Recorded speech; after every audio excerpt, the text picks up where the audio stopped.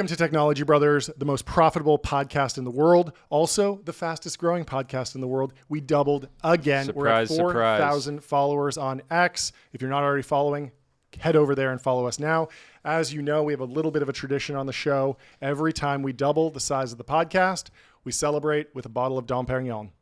And so today we have a wonderful, I believe it's 2015 vintage. That's correct. Fantastic. So let's get this open. And how was your weekend, Jordy? My weekend is good. My weekend was good. You went to the ballet. I went to the ballet. I saw the Nutcracker. What's Fantastic. new? What's new? The ballet is deeply underrated, I believe. Totally. And everyone second only to seeing Interstellar with your absolute boys, which we are doing on Thursday, which will be great. Let's see. Ready, Ben? There we go. It's kind of wild Hit or that miss. we our studio has like carpet all over the floor, and so the amount of champagne just sinking into the carpet is going to be a mess. But. Yeah. But you know, you got to celebrate the wins. It's important. Yeah, and we grew 10% since we hit the 4K milestone too. Fantastic. So fantastic. Compounding. Yeah, I saw the Nutcracker, and it's fantastic. Tchaikovsky. I didn't know this, but the story was written in 1820. Do you know the story of the Nutcracker? Do you know the whole history here? I've seen it many times. So, of course, but tell for the listeners. Yeah, right? yeah, of course.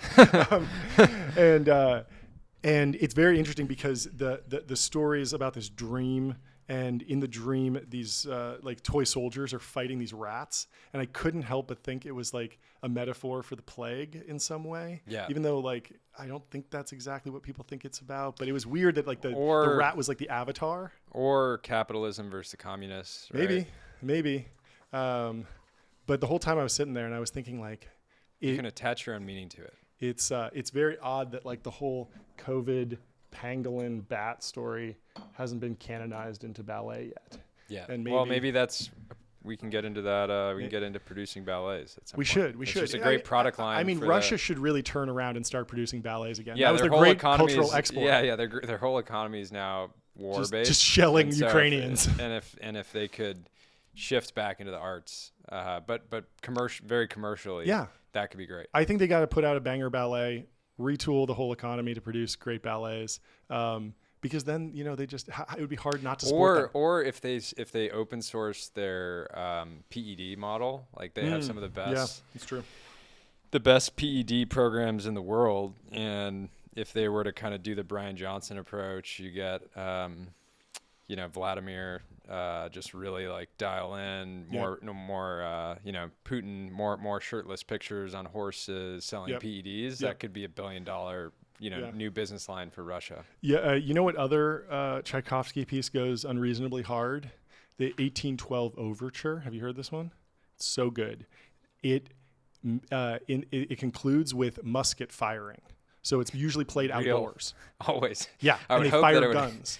In most concerts, modern day, they have metal detectors to make sure you don't bring in guns. But the Russians. But you go to see Tchaikovsky, it's mandatory that the guns are fired. There we go. It's way more hardcore. It's good to build it into the show. Than any other concert, I think. Yeah. Well, cheers to 4K. Cheers to 4K. It wouldn't be possible without all of our wonderful listeners. So thank you. Cheers. Cheers. Okay, well, we have some breaking news, everyone.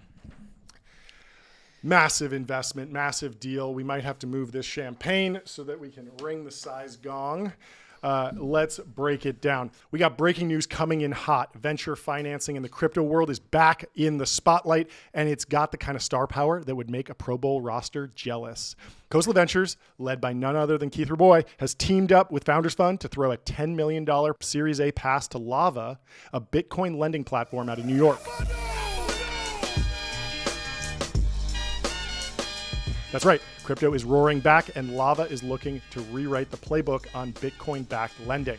What you got for me, Jordy? So who's Lava, and why does this matter? Imagine you're sitting on a pile of Bitcoin while dreaming about that prime seafront property in Miami. You don't want to sell your Bitcoin, especially now that it's close to 100K, but the real estate market isn't exactly accepting crypto. That's where Lava steps in. Their motto, save in Bitcoin, spend in dollars. Lava lets you borrow cash while holding onto your Bitcoin stash. And here's the kicker. Lava is allowing users to self-custody their Bitcoin, a move Keith Raboy is calling a technical breakthrough. So let's break this down. In the crypto lending game, trust has been a fragile thing. Genesis, BlockFi, Celsius, all big names that crashed and burned in the last cycle, taking client funds with them. Lava, they're playing anti-fragile ball, putting users in control of their assets and steering clear of the risky rehypothecation strategies that sank their predecessors. It's a bold strategy, Cotton. Let's see if it plays off. Now, John, it's not all rainbows and moonshots. Lava's service comes with a 7.5% interest rate and an origination fee. But CEO Shazan Meridia is banking on a wary, battle-hardened crypto crowd ready for something better, and Keith Raboy seems to agree. Raboy,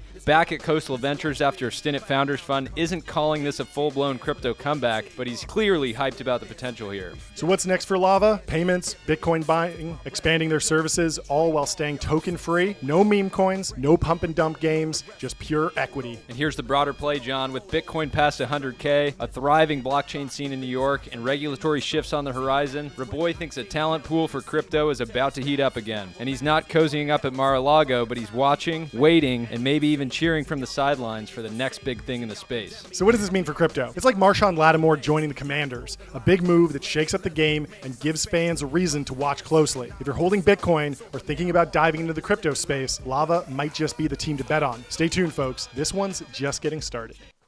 Fantastic. And there's a great article in Fortune magazine that you can go read. There's a whole deep dive on the deal that just happened. I talked to Joey Krug at Founders Fund about it. He was very excited. And it's, this one just makes sense. If people have learned anything from the last decade, it's that you pretty much never want to sell your Bitcoin. Yep. And you just want to ride the volatility as much as you can and just hold and stack. So and you don't want to be on a centralized product. Yeah. That can go under, and that's Totally. that's how so many people got burned last time. Yeah, when you look at what Celsius, often confused with the energy drink, if you look at what Celsius and a lot of these, I think it was BlockFi, FTX was doing this to some degree as well. The usage that they had was pretty ridiculous, right? Yeah. I think both of those companies were worth billions of dollars, and so it's hard not to be in a more serious way, legitimately very bullish on Lava and what they're doing. Yeah, very exciting. Well, we have more breaking news today. Avi Schiffman over at Friend has raised $5.4 million from Pace Capital. Let's break it down. We got some breaking news out of the startup world today, and it's not just about raising capital. It's about redefining connection in the digital age. Friend.com, the bold AI companionship platform, just secured $5.4 million in fresh funding from Jordan Cooper at Pace Capital. That's right, Avi Schiffman's brainchild is making moves, and it's got the tech world buzzing. Let's break it down, John. Friend.com isn't your typical chatbot platform. This isn't Siri making small talk or ChatGPT answering trivia questions. No. Friend wants to bottle up the raw emotion of a late-night heart-to-heart at a house party and deliver it through an AI-powered pendant. Schiffman calls it talking to God, but the rest of us might call it complicated. Here's the deal. Friend.com pairs users with bots that don't just listen, they pour out their manufactured drama. We're talking digital companions with backstories so moody they'd make an indie film jealous. Think AI confessing about losing their job or coping with trauma. It's emotional, it's messy, and it's entirely intentional. Schiffman says if they don't just open with, hey, what's up, like other chatbots, you don't know what to talk about. Instead, these bots pull you into their storylines, making users work for their trust and approval. That's a bold play in the AI game, and it's got people intrigued. Now let's talk hardware, John. Friend.com isn't just staying on your screen, it's coming for your neck.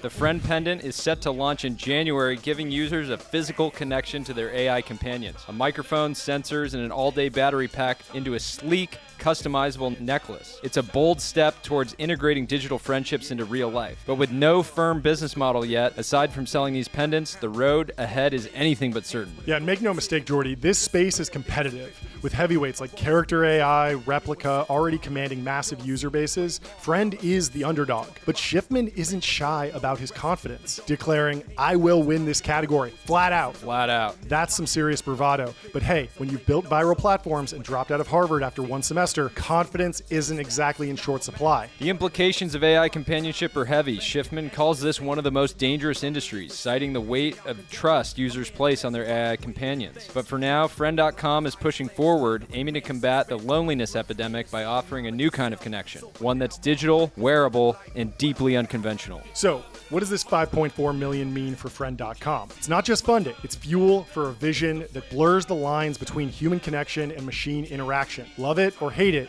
you can't deny that Friend.com is one to watch. Stay tuned, folks. This story is just getting started. Yeah, excited for I'm excited for Ari. Yeah, Avi, we've always been, attention matters a lot in this industry. Yep. Avi has continued to prove that he can generate it over and over and over. He attracts some haters, he attracts some copycats, but he's also attracting the right folks. I'm good buddies with I'm good buddies with Rompton, who is a co-lead in this round, and I think he's an obvious person to bet on. So yeah. I mean, I remember when when like the news had leaked privately that he spent $1 million or something on his .com, Friend.com, and it wasn't even public yet, and people were whispering like, "This kid is crazy." Like, he spent his entire seed round on a domain, and of course, like, he financed it and was able to do something much more nuanced. And it was just, but it was a great strategy, and I think it paid off. He published some numbers, and the early sales are pretty good. And most importantly, I love the strategy of you show up and it's not just an empty text box. He's completely flipped it around, so you show up and you just get some weird message, and then you're in the game and you're just deeper in the funnel already. Yeah, when you're listening to this, go into your browser and just type in Friend.com, it'll pop up like a really unhinged message like, "Hey, I'm thinking of ending my life," and then you have to kind of like talk them off the ledge. Yeah. So like some of them are pretty dark, but he's turned it into a game. Yeah. Basically. And the landing page is the product. Yeah. Like, it's just like Google. They don't have a landing page like, here, like, we Do you will want let to you search search. something? Do you want to search? Click here to search. Yeah. No, it's like, just put it there. Same thing with ChatGPT, chatgpt.com. And it's very easy for someone in his position to like miss that, I think. Yeah. So that was great. Well, let's move on to a great deep dive that happened in The Economist this week on Sequoia Capital, one of the three Holy Trinity firms, and going through, just, I don't even know, is this like the second generation, the third generation of leaders at Sequoia? It's been a few. It's, you got the Don Valentine era, then the Mike Moritz era, now Dark Sean. Dark Sean is heading things up. But this specifically, there was a profile in the Wall Street Journal about Alfred Lin that was really good.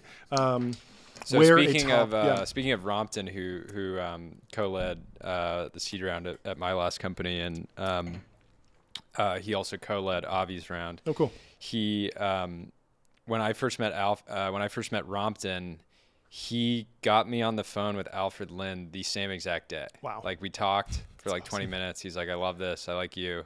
Who do you want to meet?" And he set up a call. So that was a cool kind of experience for me, because I think a lot of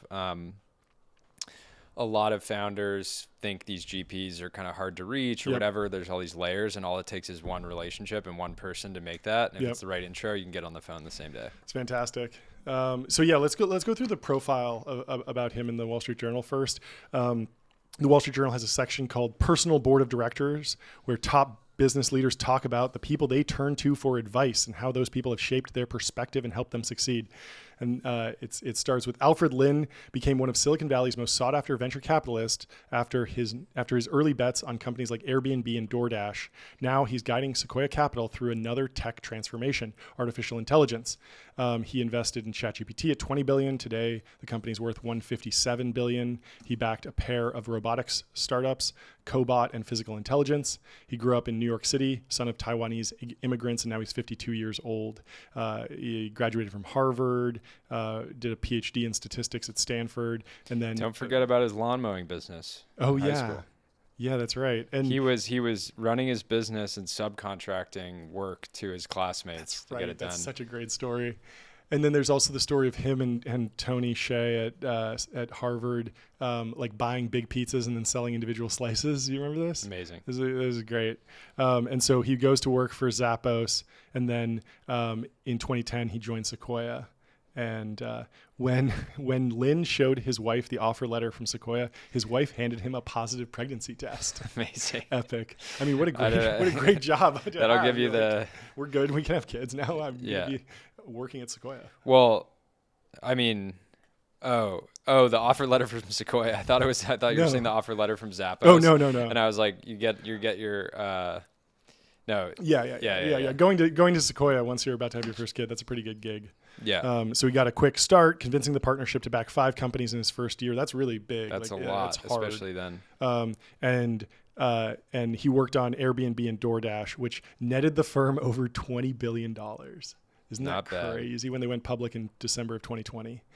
Netted the firm. That's not just like enterprise value creation, which a lot of investors will be like, I've backed companies that are worth over $100 billion collectively, but that was just the carry. So this article, not the carry, but the gross returns for the LPs. So this article interviews 4 people that have worked with him closely. One of his colleagues at Sequoia, Tony Hsieh, CEO of DoorDash. Lin met Hsieh when the 29-year-old pitched him on DoorDash. Lin initially passed on the investment, thinking that only college students spending their money would use the service, before changing his mind and making a $15 million investment for Sequoia in 2014. I remember DoorDash went through YC. But I mean, that's the beauty of working for like a multi-stage fund, is that it seems like he passed on the YC demo day round, which was probably like 1 million. That's what I've always said. Any time travelers, go back. Give John a $5 million seed fund when he was going through YC the first time. Seriously, would be a top decile fund. Yeah, when the two caught up for dinner a few years later, he said that they had recently begun taking jiu-jitsu lessons, describing how the sport taught them when and how to make tactical business decisions. The conversation encouraged Lin to start something new himself, writing a blog called Sunday Thoughts. Then they interview Brian Chesky, who was invited to Allen & Co.'s Sun Valley conference as a young entrepreneur. He returned with 16 pages of notes from meetings with some of America's best-known executives. At one point, he got a face-to-face meeting with Amazon CEO Jeff Bezos after spotting him at a duck pond. That's cool. That's a cool anecdote. Lin, who has known Chesky for over a decade, thinks back to this anecdote often. Chesky's hustle was on Lin's mind when he reached out cold to NVIDIA CEO Jensen Huang a few years ago. The resulting Zoom meeting helped Lin establish a new relationship between Sequoia and NVIDIA. Huang has since spoken at Sequoia events and also invited its founders to visit NVIDIA's headquarters in Santa Clara, California. It's interesting because Sequoia did the seed round of NVIDIA, but of course, like, those partners have since retired. Yeah, and so who was the partner that was still holding his NVIDIA shares? I don't think it's public, but we mentioned it earlier. Okay. But I'm sure you could go look it up and figure it out. Yeah, you can find that out. Who was at Sequoia at the time who you haven't heard from in a very long time and has a huge family office now? It's probably that guy. And then there's a few other interesting anecdotes in here. I like this Wall Street Journal segment. It's a cool it's like a 360 review of the person, just kind of showing you who they are from other people's perspective. Yeah, they basically turn thread format on X back into an article, which is cool.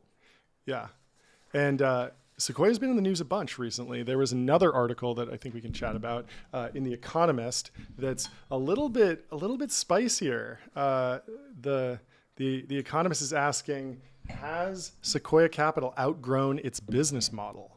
And I don't know if you want to read some of this. But yeah, so I can just jump in. The first thing that catches your eye when you enter the poshly serene headquarters of Sequoia Capital on Sand Hill Road in Menlo Park, California, is a meter-wide cross-section of what appears to be a redwood.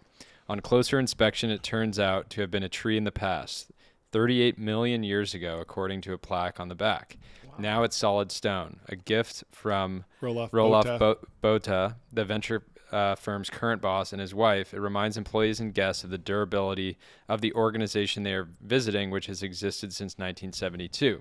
In the accelerated time of Silicon Valley, that is eons. Yeah, everyone should go plant a tree because it's such a great way to at my high school. Experience time. I was in the 100th graduating class, and there was a tree that was planted on like the first day of the school. That's wild. So it was a 100-year-old tree, and it was like big and old, but it was cool. Sequoia is not just perennial, but hardy too, in contrast to some other VC old growths like Kleiner Perkins, whose reputation for spotting the next hot startup has wilted in the past decade. Ooh, taking shots at the Whoa. spicy Taking economist. shots at the Holy Trinity. At the Holy Trinity. They still got it. They got Ev Randall And that's over why there. that's why the Economist can get spicy. Oh, They yeah. don't have the person that wrote it is not listed here. Yeah, normally people would be dunking on this person. Hey, shut up! You're not in the arena, journalist. Yeah. It's harder to dunk on the They Economist. got Lee Marie and Ev over there holding it down. Over the years, it's made its limited partners and its own rainmakers who pocket around a quarter of the gains plus a management fee. A total of over $70 billion thanks to early bets on future tech darlings like Airbnb, Apple, Google, and NVIDIA. What an insane lineup.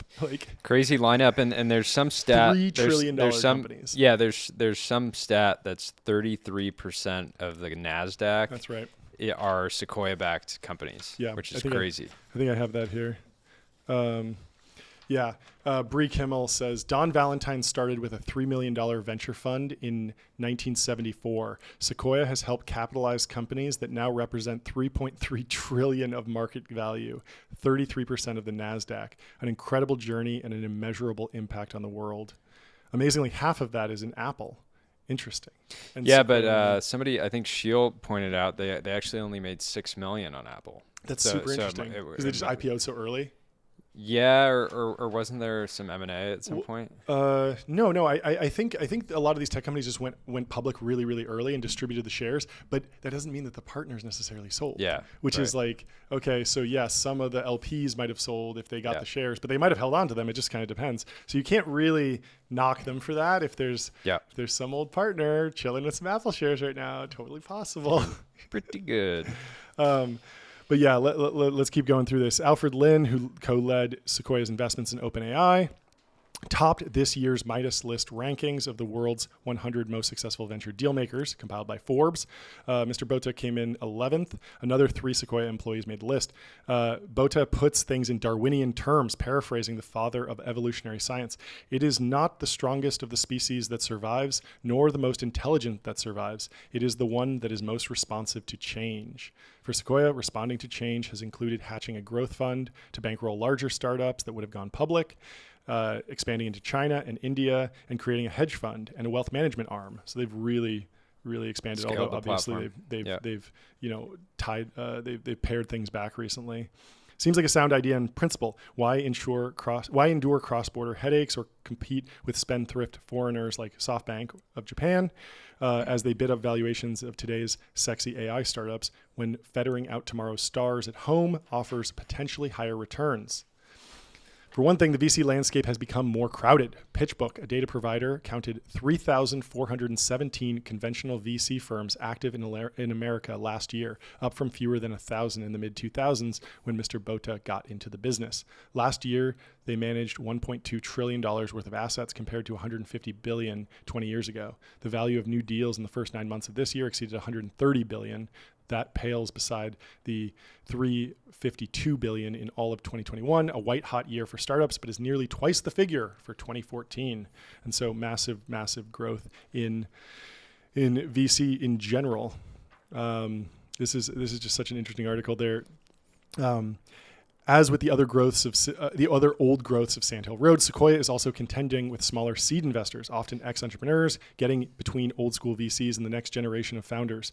These newcomers are closer to the young entrepreneurs in age and habit the same WhatsApp groups and offer counsel on negotiating with the Sequoias, having been through it themselves. The phenomenon dates back to the creation of Y Combinator, a startup kindergarten.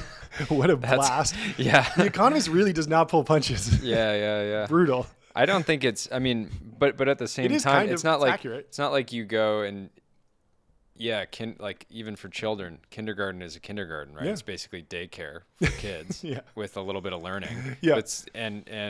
But it's not like kindergarten's bad. Yeah. Like it serves a purpose. Yeah. Kids graduate from it and they go on and do big things Yeah, from there, right? yeah, So it's a starting exactly. point.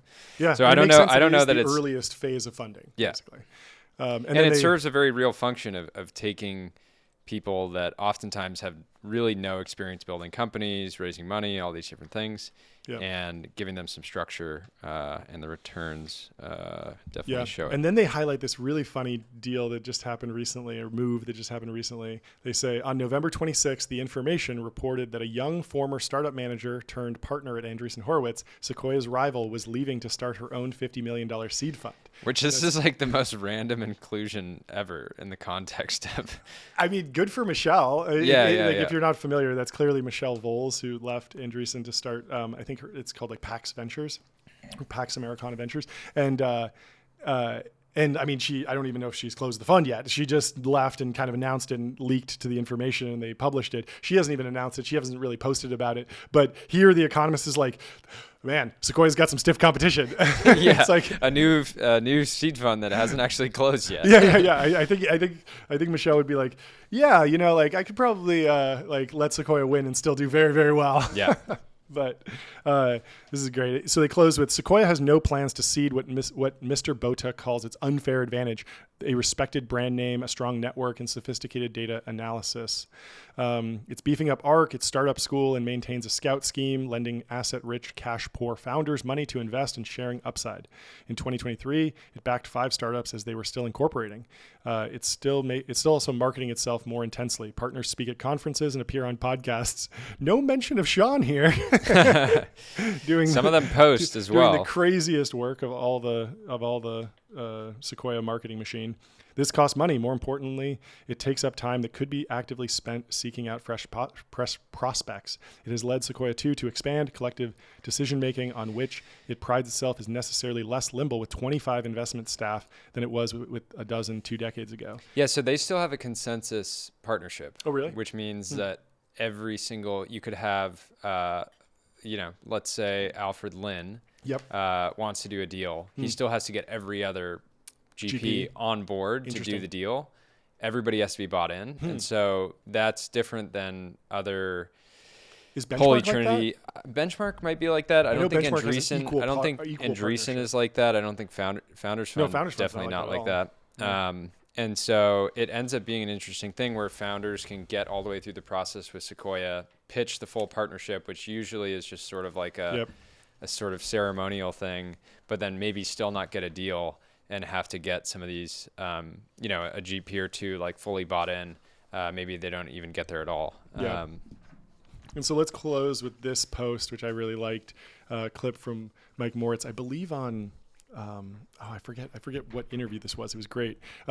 Mike Moritz on what made Sequoia Capital successful.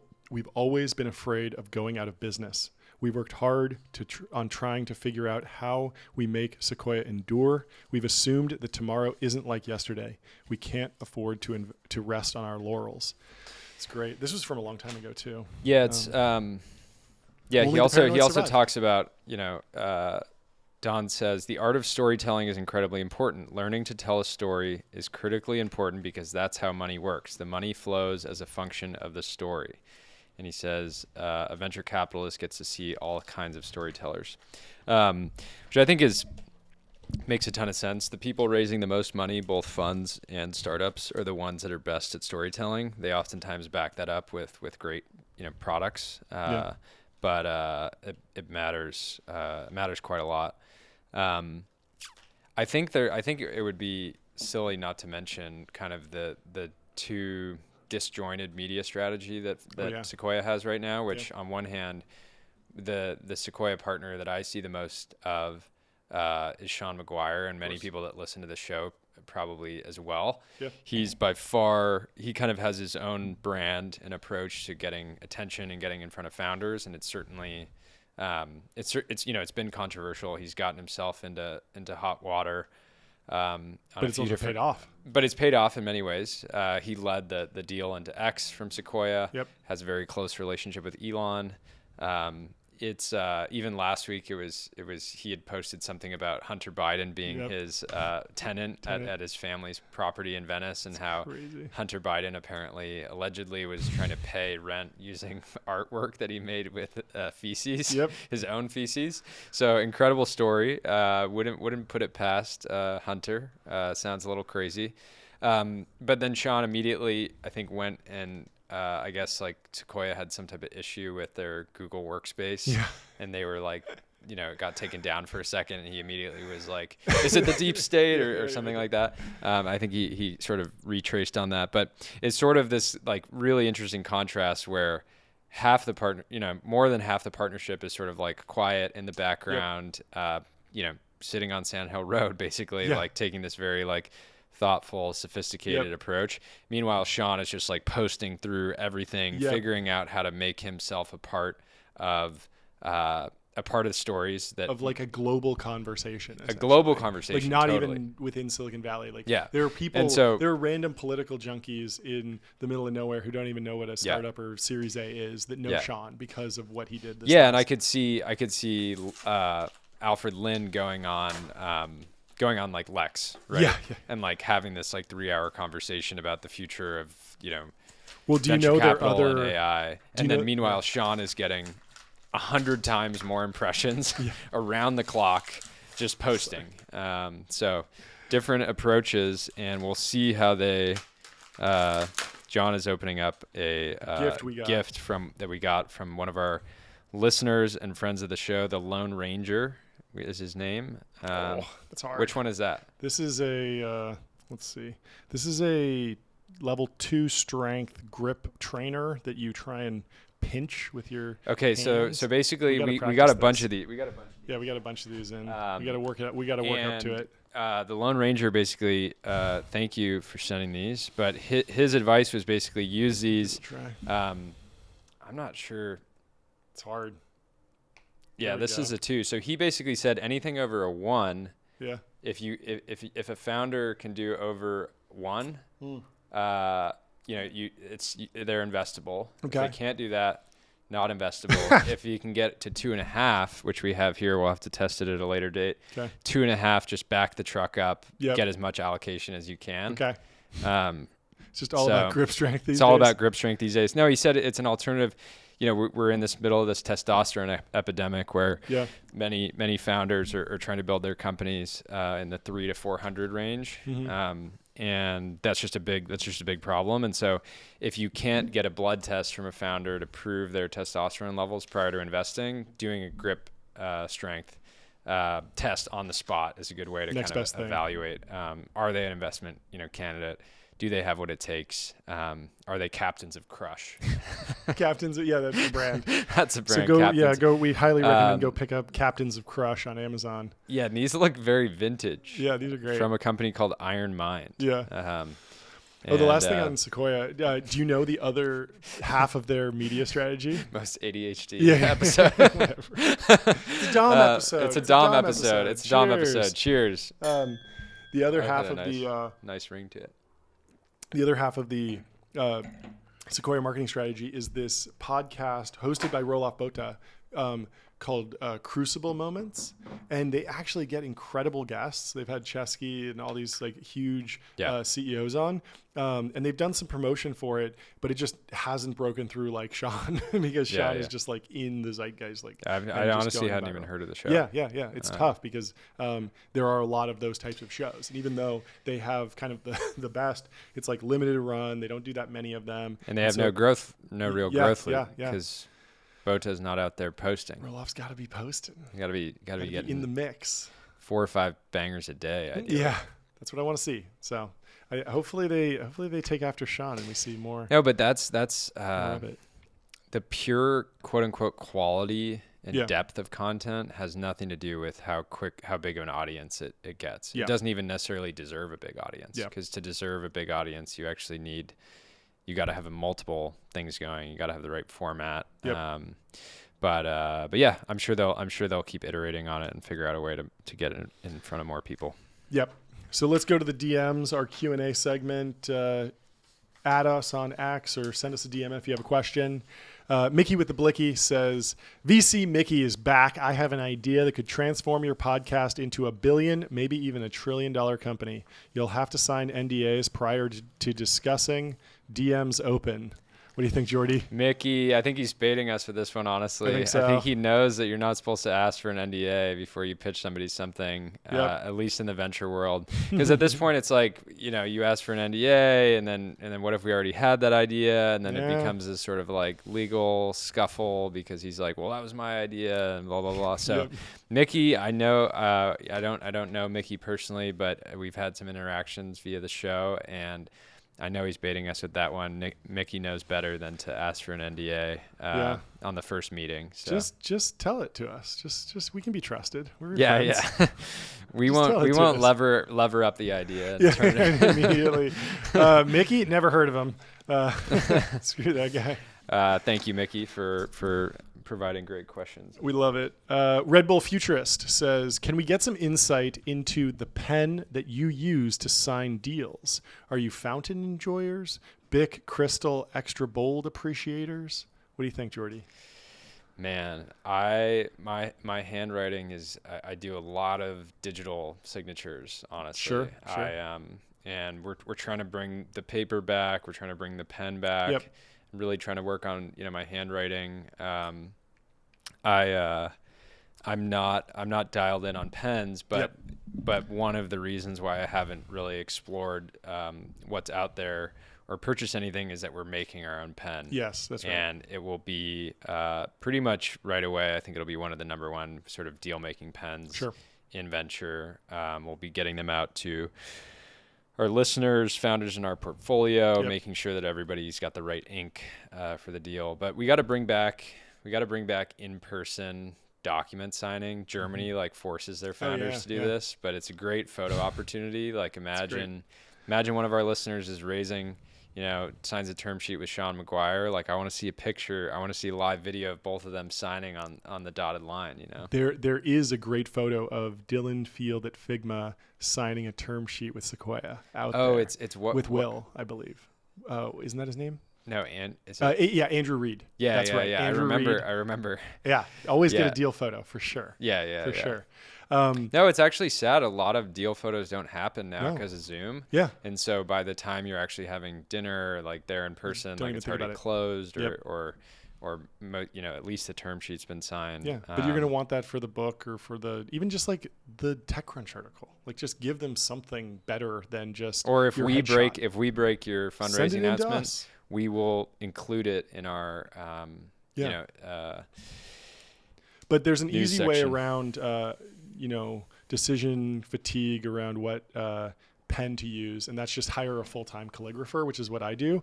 So I have a calligrapher on staff, and anytime I need to write something, my handwriting's terrible, but hers is fantastic. And so that's kind of how I've solved that problem. And you have to delegate scale. Delegate, sort of you allow them to sign on your behalf. Exactly. Very And then it just looks beautiful every time. And so, if you ever get a handwritten note from me, well, you know who wrote it, my calligrapher. Let's go to a promoted post. Jordy, what do you got for me? Here we go. It's time to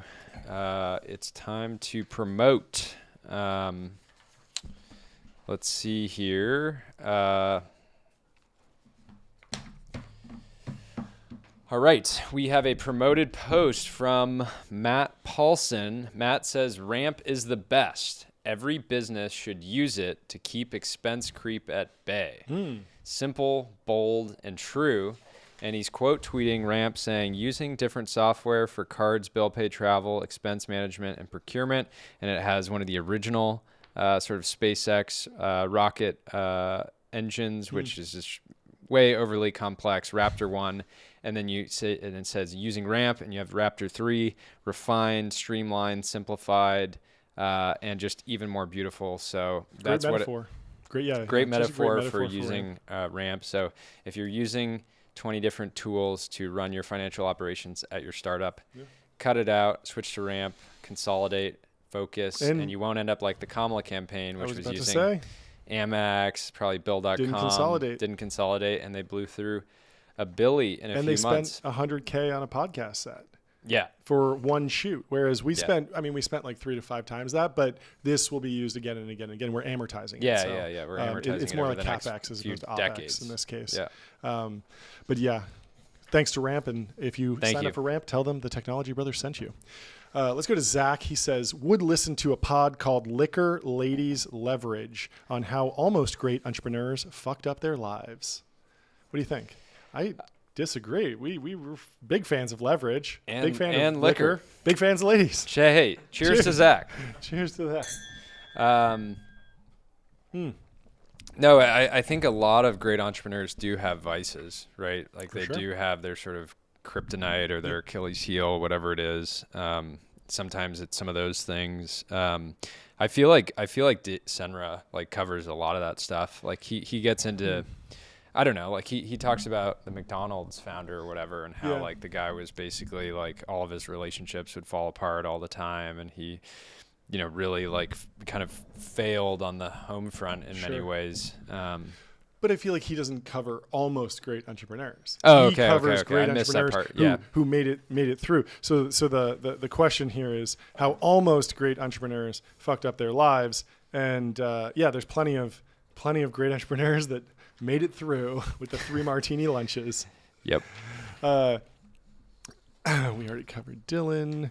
Oh, this is great. So PBit got a package secured from Mod Retro, and it's a beautiful package for I just the love. Chromatic.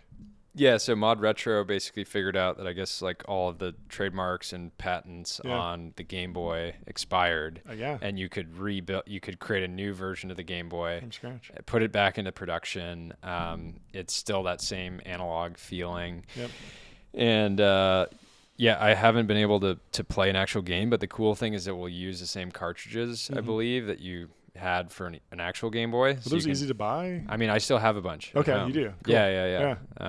That was like my original sort of like road trip. I feel like the Game next Boy. thing they need to release is like the Omni cartridge that like rewrites the cartridge on the fly and stores basically like 1,000 games in one go or something like that. Yeah. Because like the hardware's gotten so much smaller, you could probably compress everything on there. Should be But I think so. awesome. Mod Retro actually has a partnership with GameStop. Oh yeah. And GameStop is like, thank you, Yeah.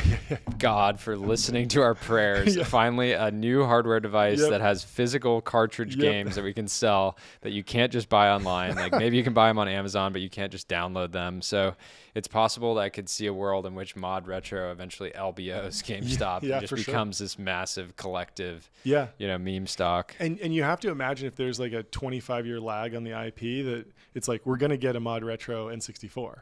Yeah. And then we're going to get a Mod Retro PS1 and Yeah. then a PS2. Yeah. And they're all going to be just as you experience them. Yeah, and I know a number of people that invested in Mod Retro. Yeah. It was probably an easy bet just because Palmer was involved. Yeah.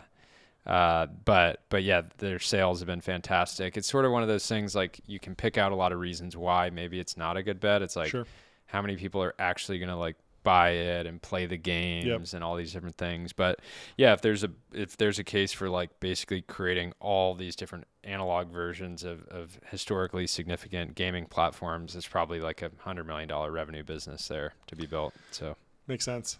Well, let's go to Gordon Gecko. He says, when are they releasing Amex Wrapped? 1.6K likes. So, I mean, they basically have that already. They do? Yeah, I mean, you can. Yeah, Okay, you so see I what can go happened. into. Yeah, I guess. I can go into. I've got my Air One wrapped. Yeah. For the 6-figure club. Yeah. That's there's not many of us, but you know, you can literally go into Amex and look at year to date or last year and see exactly how much you've spent. I would like more social sharing but that's not the elements. same as a Wrapped. A Wrapped makes it fun. There's music. There's animations. It shows you, what your personality type is, and it needs to break things. I want down to see to like very- you generated $20,000 in interchange fees for Amex. Exactly. And you're like, yes, Exactly. the shareholders. Yeah. I mean, more companies should do Wrapped. I would love to see Brex Wrapped for companies. I would love to see. You mean also, Ramp? Yeah. Ramp Wrapped. That's a bad like Brex Wrapped is just you went out of business in Q2. Ramp Wrapped really doesn't roll off the tongue. They need to come up with a different name for it. But No, it's Ramped Wrapped, and it's a real rapper that There you makes like a freestyle based on your spending. That's good. It's like Ali G style. Yeah. Like, yo, you spent 500K on cloud, Yeah. you know, that But kind of thing. even like YouTube should be doing that. Wrapped. There's so many. X should definitely be doing something like I want to know what post was the biggest banger that I liked the earliest. Yeah. You know, that's something that they could pull together. Well, yeah, and that's the thing. There's so much alpha in just taking a format that works well in another category and just recreating it in your category. In many ways, we've done that with, the Pat McAfee show, right? It's like the Pat McAfee show for tech. But yeah, if you're a business and you have some type of interesting user data, make a Wrapped. It's not like it's pretty, it's pretty low lift and potentially a lot of cool attention you can bring your way. It's great. Carried No Interest says, one of the largest aluminum processing facilities near me in the Midwest just sold to Emirates Global Aluminum. EGA is owned by the Mubadala Investment Authority, which is a state-controlled entity. We literally need to ban this. This cannot be allowed to happen. I'm all for free markets, but at some point, we as a society need to conclude that our most important industrial assets should not be foreign owned. Would China allow this? Would Dubai even allow that? Why do we? It's a good question. He's so tapped into how does he know about this aluminum processing facility? It's crazy. So when I talk to Carried, I'm always, I get sometimes I work on a bunch of different deals. Yeah. In the last year I've done stuff in water and defense and AI and all that stuff. But, I'll talk to people and they'll be like, how do you work on all these different things? Like they're in such different categories. But I get that exact same feeling when I talk to Carried. Like he's just always in the same day, he'll be working on some new, product, like leveraging, GPT, and in the same day he's buying some metal processing facility. So anyways, absolute capital markets Chad, absolute dog. And I think he's been banging the drum on American manufacturing needing to be about more than just investing in new robotics companies and things like that. And there needs to be more of the right government intervention, which is hey, let's not sell off our critical industries, and let's actually get more government investment in manufacturing locally, so that we can actually compete on a global scale with giants like China. Yeah, and really understanding what is the market dynamic for these industrial plants. There's only one tin smelting plant in the United States anymore. And I learned this with nicotine gum manufacturing. All of this is not obviously as critical, but every gum manufacturer went to Canada and Mexico because of the sugar tariff. And so, crazy. So gum is very heavy in sugar. And so you want to bring it in as a finished good. You don't want to bring in the sugar because that's taxed. And so all of the sugar, all of the chewing gum manufacturing capacity went overseas, and you could see that there needs to be review of these types of deals to understand, okay, how much of our aluminum processing capacity did we actually just lose control over? If it's 1%, probably fine. Yeah. But you don't want to boil the frog, and so you want someone watching this and making sure that you don't wind up in a situation where China controls 99% of the raw material at some point. Let's go to Justine Moore. She says, someone made a dating app that uses your conversations with Claude to make matches, and it's called Claudette. Share your Claude conversation history and find your match. Interesting. I think they're going to have the same problem that most dating apps have, which is it's massive over-index on men. Yep. And maybe... is that true for Replica and Character? I feel like those were skewed differently than expected. Yeah. You normally expect it's all dudes. Because a lot of men talk to their ramp SDR when they get lonely. Of course. They don't need to. Or they just do Tegas calls. Yeah. Yeah. But I've long thought that the good ending for all the crazy AI girlfriend, AI boyfriend stuff is it matches you with someone else who's similar, who's also talking to an AI girlfriend or boyfriend. Yeah. And so there's a lonely person in Wichita and there's a lonely person in Miami or something, but you guys have been talking to your AIs about the same thing. You're clearly a match. And so the AI just says, hey, look, why don't I just match you guys up? and then move on to the next person. Or it doesn't even say anything, and they just say, hey, by the way, for the last 2 weeks, you've been talking with the love of your life. Yeah. Do you want to do a face reveal? That's and amazing. Then, boom. That would be amazing. I said somebody pitched me the other day another concept in the sort of dating app concept, which was delegated swiping. So imagine like you go on and you create a profile, and then you let someone else that you know swipe and like make and talk on your behalf. Sure. And that's probably been tried, but I could see that hitting in the same way that what was that like social media app where you could like post once a day or whatever. Like every once in a while you can create this sort of like novel social interaction. Be real. Be real. Yeah, like Be Real like didn't really have any sort of net new functionality than like Instagram, besides a specific constraint, and a dating app that you can't swipe on at all, and like only your friends can swipe for you or family members. Yep. I could see that hitting if you were willing to spend 10 grand a month on intro with Nikita. Yeah, you can even I mean, it's a real phenomenon that when there's like one single person in a group of people that are in relationships, everyone who's in a relationship will be like, oh, like, let me see your dating apps, like, let me see who we should be swiping on. So I could see that being really big. And then there's even like a bounty for like who's the one that swiped on the right person, you know? Because it's basically like making an intro and being like, oh, I'm the one that matched them up. Like, I'm the one that saw something in that guy's profile for my female friend that I was like, he'll be a good one for you. And she might not have swiped on him. So I get a little bit of credit at the wedding. It's all great. Yeah. Some people are their own worst enemy in dating. It's like they keep going back to the same toxic type of people. And sometimes you just need your mom to swipe on your behalf. Yeah, exactly. Craig Weiss says, did the PayPal mafia just take over the government? Yes, Craig. Fact check. True. Yeah. Not much more to say about that. There's really not much more to say. Yeah. 20-year plan executed flawlessly. But you know what the real story is? The real story is that PayPal had this really weird thing where they merged the company. There was tons of infighting. Sequoia, Peter, Elon, all like, at each other's throats, well documented. Basically breaks up the company. Yeah. They wind up selling it. So all those guys, they're all killers, and they all get liquidity really early. And so none of them stays like run the counterfactual where Peter or Elon is running PayPal. It's a fintech giant worth $1 trillion, like no doubt, right?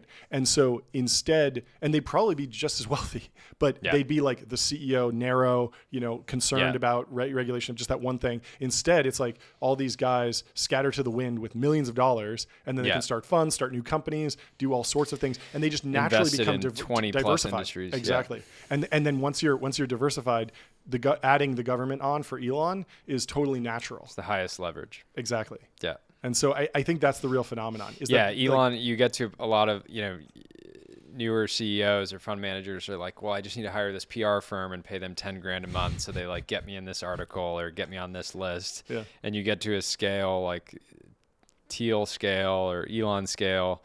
And the highest and best use of your energy is making sure the government is working in your interests and towards the same goals. So we'll see how this one plays out for him, Cotton.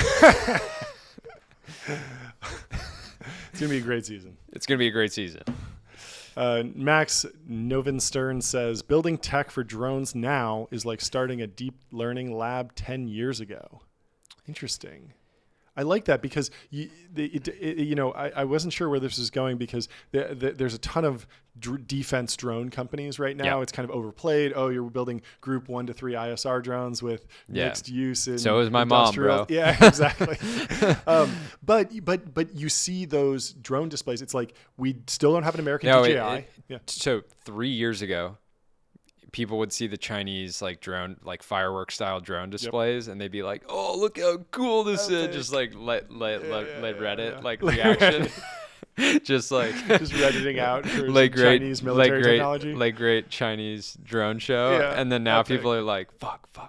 Like they're like really stressed about it because you see this like if they can make the drones turn into this like massive dragon, it's like they'll do that on the battlefield. Totally. I could. That's the crazy thing. Everybody's like, oh, they're going to create these drone swarms. But imagine you're just an infantry, person in Taiwan and this literal Chinese dragon is flying above you, and they all have bombs strapped to them, you're going to be like, all right, like let's tap almost. Yeah. Wave the white flag. Yeah. It's wild. I posted that like I couldn't find an example in science fiction where, because when you see those dragon drone displays, they're basically holograms. Like they're 3D, they're big and they're in the sky, but they're essentially holograms because they're rendering the pixels through the individual drones. And I was like, I don't, there were plenty of sci-fi authors who predicted holograms, but I don't think anyone predicted that holograms would be extremely deadly and military. Well, technology. and the format of them. Exactly. Everybody was thinking they'd be projected. Yep. Not physical. Yeah. And as soon as they're physical, it means game over. Death. Insane. Yeah. Sagar and Jetty says, this man did not place a single bet before 2020. By 2024, he gambled away $1 million and left his family destitute. Along the way, DraftKings signed VIP hosts who spoke to him daily and facilitated his access to more gambling products while knowing his family status. DraftKings was sued after a father of two gambles away $1 million of his family money. Very sad story. Very sad story. Gambling addiction is real. So is angel investing addiction. Well, it's so hard because gambling addiction is uncapped downside financially. Yeah. You can lose $1 billion. You can lose $1 million. You can lose, if you have $10,000, you can lose it all. And there aren't that many other addictions that have that crazy downside. I mean, of course, like the hardcore drug, it's like the same thing for your health. Yeah. Like if you're on fentanyl, it's like, like it's going to be fine, and then dead, right? Yeah. And it's kind of the same thing financially. But there aren't many other, like if you're addicted to shopping or consumption, it's very hard to bottom out in that way. Yep. Very sad story. So but that's the thing. I don't think people. I didn't know this, but these big sports betting gambling companies, they have account managers whose entire job is to get the users to gamble more money by introducing them to new products, becoming their friend, like having this dialogue, and it's super dark. I don't think that should be allowed. I think it's basically like putting an addict in a casino and having somebody fall, which is actually still a real thing. It's what they do. It originated in the casinos, but still for some reason in person, you're in their pocket, they're messaging you. Yeah. But the casinos have always been constrained to it's just Las Vegas or just now it's in your pocket everywhere. This guy's at his kid's soccer game and his DraftKings account manager is like, hey, did you know you could hey, game coming up? What's your bet? Who do you like? Yeah, very risky. Super dark. And so I do think we're gonna against that. It's this interesting battle between sports betting is like clearly. I mean, it's not going to go away, but there is a historical precedent for the government coming in. You saw this with online poker. There's a lot of people who had entire careers built around gaming online. That got shut down. And, I'm sure many people would argue, oh, they're never going to take this away. It creates too much tax revenue. The governments are incentivized to just keep it kind of going. And now with gaming, we'll see what happens. The interesting thing in gaming right now is there's all these new platforms that are facilitating fantasy sports and allowing you to basically bet on fantasy. Yeah. This is way out of my wheelhouse, so I can't speak about like using these products, but I do know there's this tension between the tribes that historically had a monopoly on gambling. Being frustrated with these new fantasy betting platforms because it's effectively a workaround to do sports betting without paying your tax to the tribes. And so over the next couple election cycles, both at the state level and the national level, I think we'll see that play out where the tribes have a big incentive and they have big balance sheets that they can go and start lobbying the government to say, hey, we need new regulations here. So I think we sort of have probably hit like peak unregulated sports betting and gambling broadly, so we'll see what happens over the next few years. Yeah, very, very odd. I think one of the big there's a couple angles. Like one would be like restrict the hours, restrict the locations. Like gambling used to be basically geolocation locked before when Yeah. it was in Vegas. Now it's been unlocked and you can do it 24/7 wherever. The other interesting thing is that if you are actually good at sports betting, they kick you off the platform Yeah. because they know they're going to lose money on you because you have an edge. Yeah. And I'm sure we maybe have that some should be I'm sure we have illegal. some listeners that are constantly getting booted. Yeah, and so maybe that should be illegal. Like maybe it should be like, yeah, you have to take the ace and the like, you know, the power law risk on both sides, guys. Yeah. If you're going to take this guy's million, somebody's going to take that from you. No, it's interesting though. I don't know what it is. I love angel investing. Yeah. I have zero interest in sports betting. Yep. I've placed like one bet watching the Super Bowl with my buddy, Yeah. being like, if this Not a team sports wins, I have zero interest in it, and I don't understand it. Well, it's low class and vulgar generally. Yep. Right. Right. I say in a tuxedo. Yeah. Real men play poker, you know. Baccarat, actually. Baccarat, Yes. right. There's crazy, like Dana White has gone on podcasts and talked for hours about the way he gambles in Vegas, and he'll brag about like, oh, I'm up like 16 million so far this year. So like crazy. he's like, but they can't really like kick him out because he like runs Vegas in many ways. Yeah. I saw some video about that where he's like, oh yeah, like I had a rough night. Like I think it's Baccarat that he plays because really? I think Baccarat is a game. Okay. Somebody will correct us if I'm wrong, but Baccarat's a game where if you are legitimately good, you do have like some mild edge over the house. Yeah, So- it's a little more skill based. But Dana White's in there, you know, on a high after a good pay-per-view, and he's just like throwing around $5 million in a night. It's wild. Mark Andreessen says, I think this is the most extraordinary collection of talent of human knowledge that has ever been gathered together at the White House, with the possible exception of when Thomas Jefferson dined alone. I like that. It's good. Estimated net Great worth line. of Trump administration's wealthiest members, and it's Donald Trump, Elon Musk, Vivek Ramaswamy, Scott Bessent, Howard Lutnick, Linda McMahon, Chris Wright, Doug Burgum, Steve Witkoff, Masad Boulos, Steven Feinberg, tons of people, and lots of billionaires. Fascinating. Beanaires, yeah. No, it's cool. I mean, I'm just personally, we don't talk about politics on this podcast ever, or social issues, but I'm just really excited to see how the next 4 years play out. I think it's going to be high expectations. Yeah, the expectations couldn't be higher, and the Republican Party has every edge right now, right? So if they don't perform, then there's going to be a lot of dunking from the left. You know, if they're not productive, if they don't get anything done. So we'll just have to see how it plays out. Yeah, there was a reporter who was asking me given that Doge is going to like lay off so many people, do you think that certain things might move slower? Because that's certainly not the hope, but like that would be kind of an unintended consequence. And I was like, oh, it's so hard to predict that. Like, No, what's but chance the that scale actually, is what causes a lot of the slowdown. Right. The other thing, I'm going to butcher the statistic, but it's some ungodly amount of people in the federal government have just been working from home, like indefinitely. Yeah. And everybody that has hired a remote team in the past knows that remote teams do not work as hard. They do not work as many hours. You might think that they're available plenty of times, right? If you send someone a Slack message, they'll pop on and they'll be like, oh yeah, I can jump on Zoom. Just give me like 20 minutes. And it's like, why do you need 20 minutes to jump on Zoom, right? Yeah. It's like, oh, they were walking their dog or they were doing all these things. So that's a good point. I think that, yeah, there's not a, I think that the individual government organizations and the leader of those groups should be able to decide, are we a work from home team? Yeah. Is it a good fit for what we need to accomplish right now? And just get more real about that. It just also needs to be paired with like deregulation and changing the actual laws, because if there's a law that says in order to build a road you need a rubber stamp and they fire everyone who does the rubber stamps, well then it will still be illegal to build roads. Yeah. And so you have to remove the law that created the need law for all that stuff. So tricky.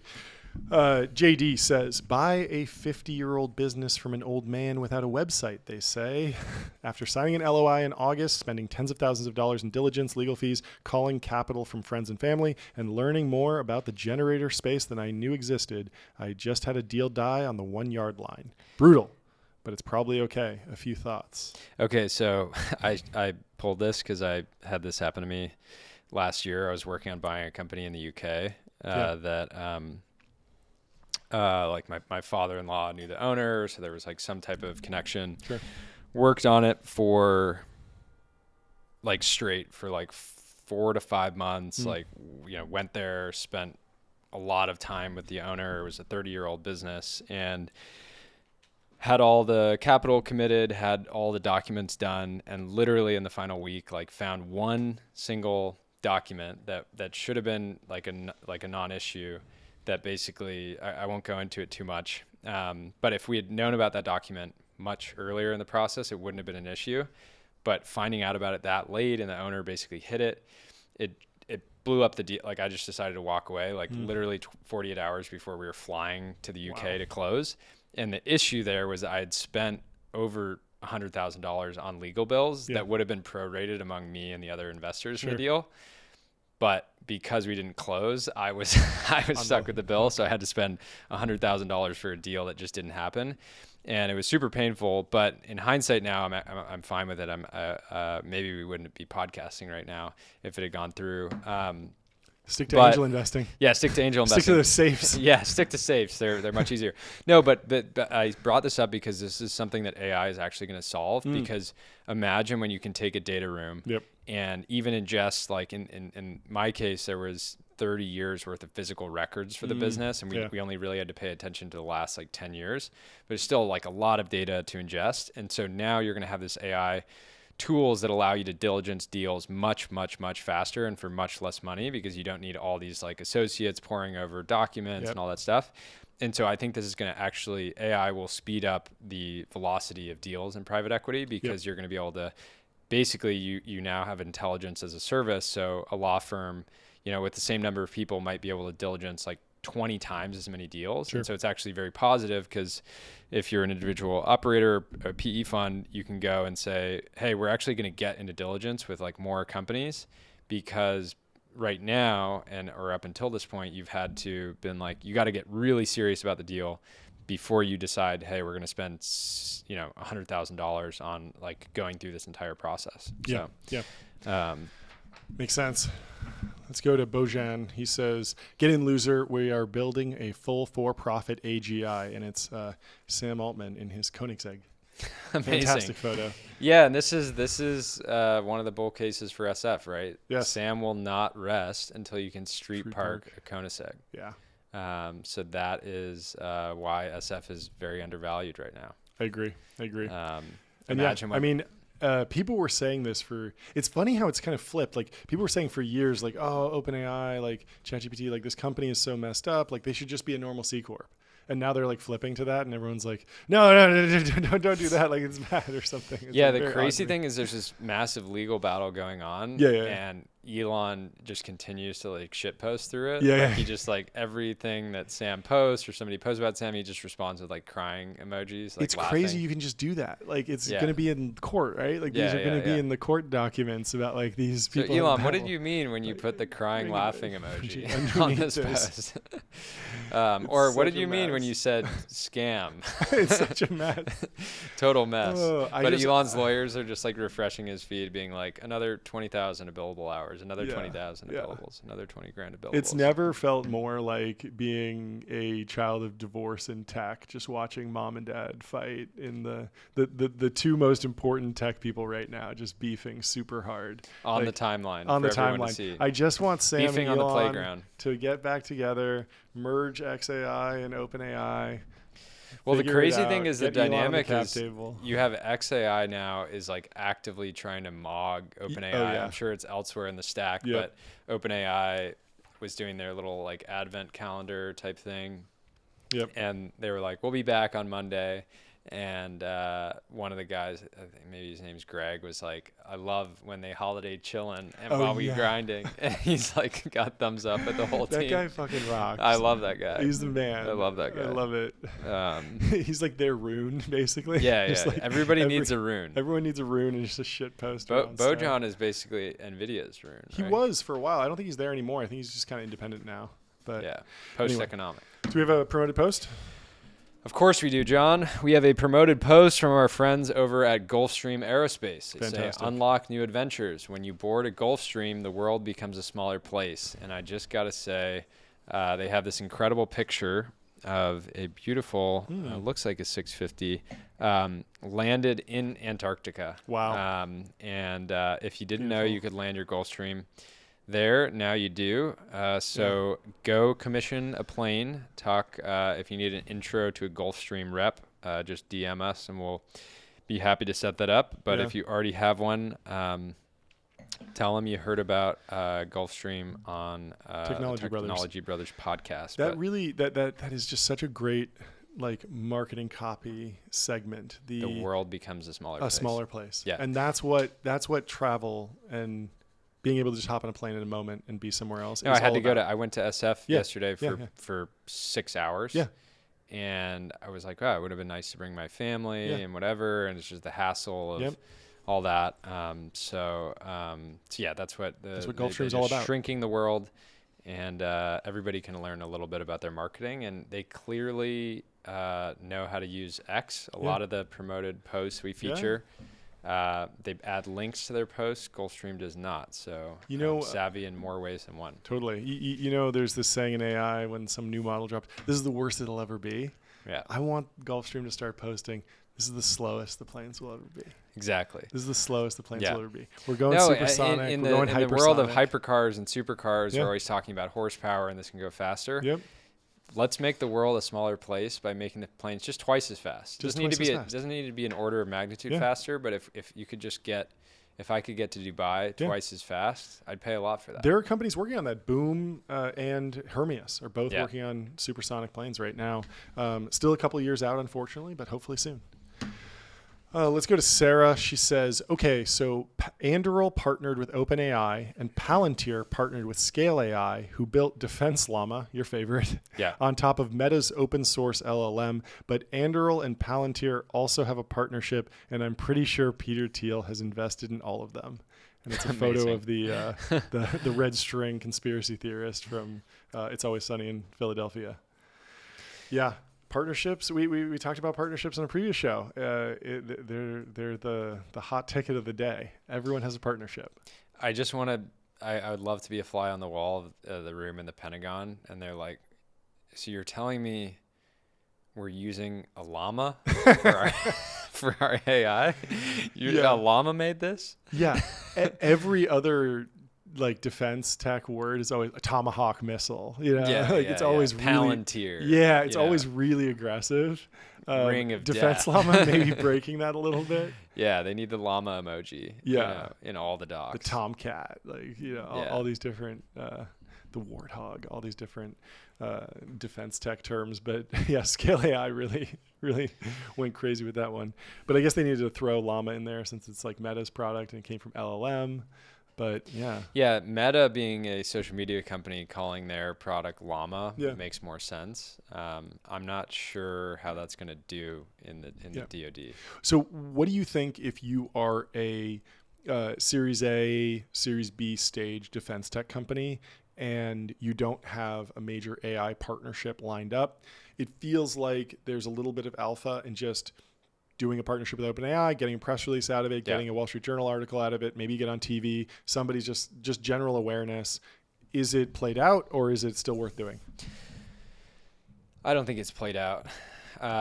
We may have already peaked with this sort of AI hype cycle, right? Like we don't know this, right? I'm not going to make a call here or there. Palantir is being valued at what? 150, something like that. I thought it was closer to 200. 200 times. A lot. 200 times earnings. I was thinking billion. I think it's 150 billion. Oh, yeah. But it's the biggest defense company now. So So there's a lot of top signals. So we've talked about this before. The smartest thing you can do at this point in the cycle is just tweet top Lever up every single day. Oh, yeah.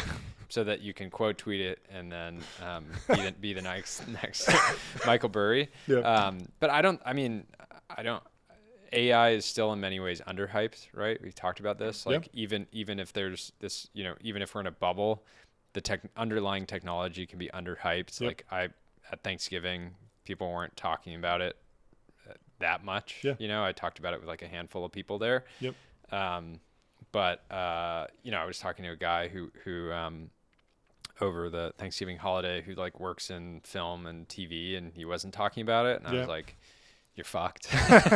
But if you're in the entertainment industry and you're not thinking and it's not top of mind, you're probably going to get smoked. The phrase is overhyped in the short term, underhyped in the long term. That's kind of like the popular meme. And it's real. So it makes sense. But we talk to companies about this all the time. There's if you can launch a partnership as in become a customer of OpenAI and then make a press moment out of it, do it. There's not a lot of downside, and there's like tons of potential upside. Even if it just means getting like somewhat preferential pricing on the API. That's better than paying full price. Get a partnership. By the way, we're buying OpenAI credits. Our post earlier was not a joke. Hit us up. Hit us up. I don't know if you can buy them. Well, I mean, it's a gray market, black market. It's a little gray, but we're gonna get deplatformed. We're buying. You can't get deplatformed from the RSS feed.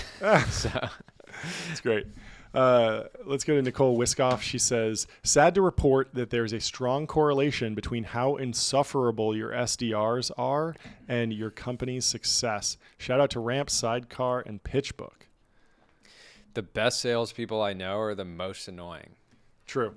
And it's really unfortunate because you're like, wow, this super annoying person that I knew is crushing it. Right? And it shouldn't, it goes against every fiber of your being. To think that this really annoying person is so good at their job. But if you're annoying, go become an SDR and you're absolutely going to clean house. It's not just annoying. It's like, persistent. It's like relentless persistence. Because, there's a lot of instances when I have to tell an SDR, stop it. I don't want to, I don't believe in like blocking the salesperson or just like reporting it as spam. Totally. So they're just doing their job. But until you're getting people to say, either get on a call with you or engage with your product or saying like, please stop emailing me, you're not doing your job as a sales rep.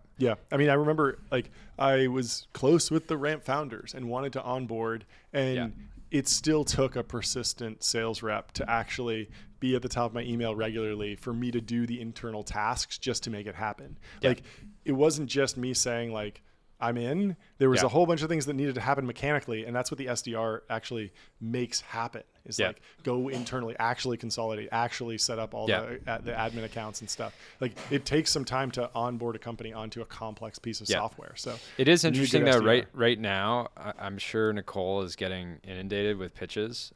But right now, it does feel like if a founder engages with a post of mine on X or through the TB account.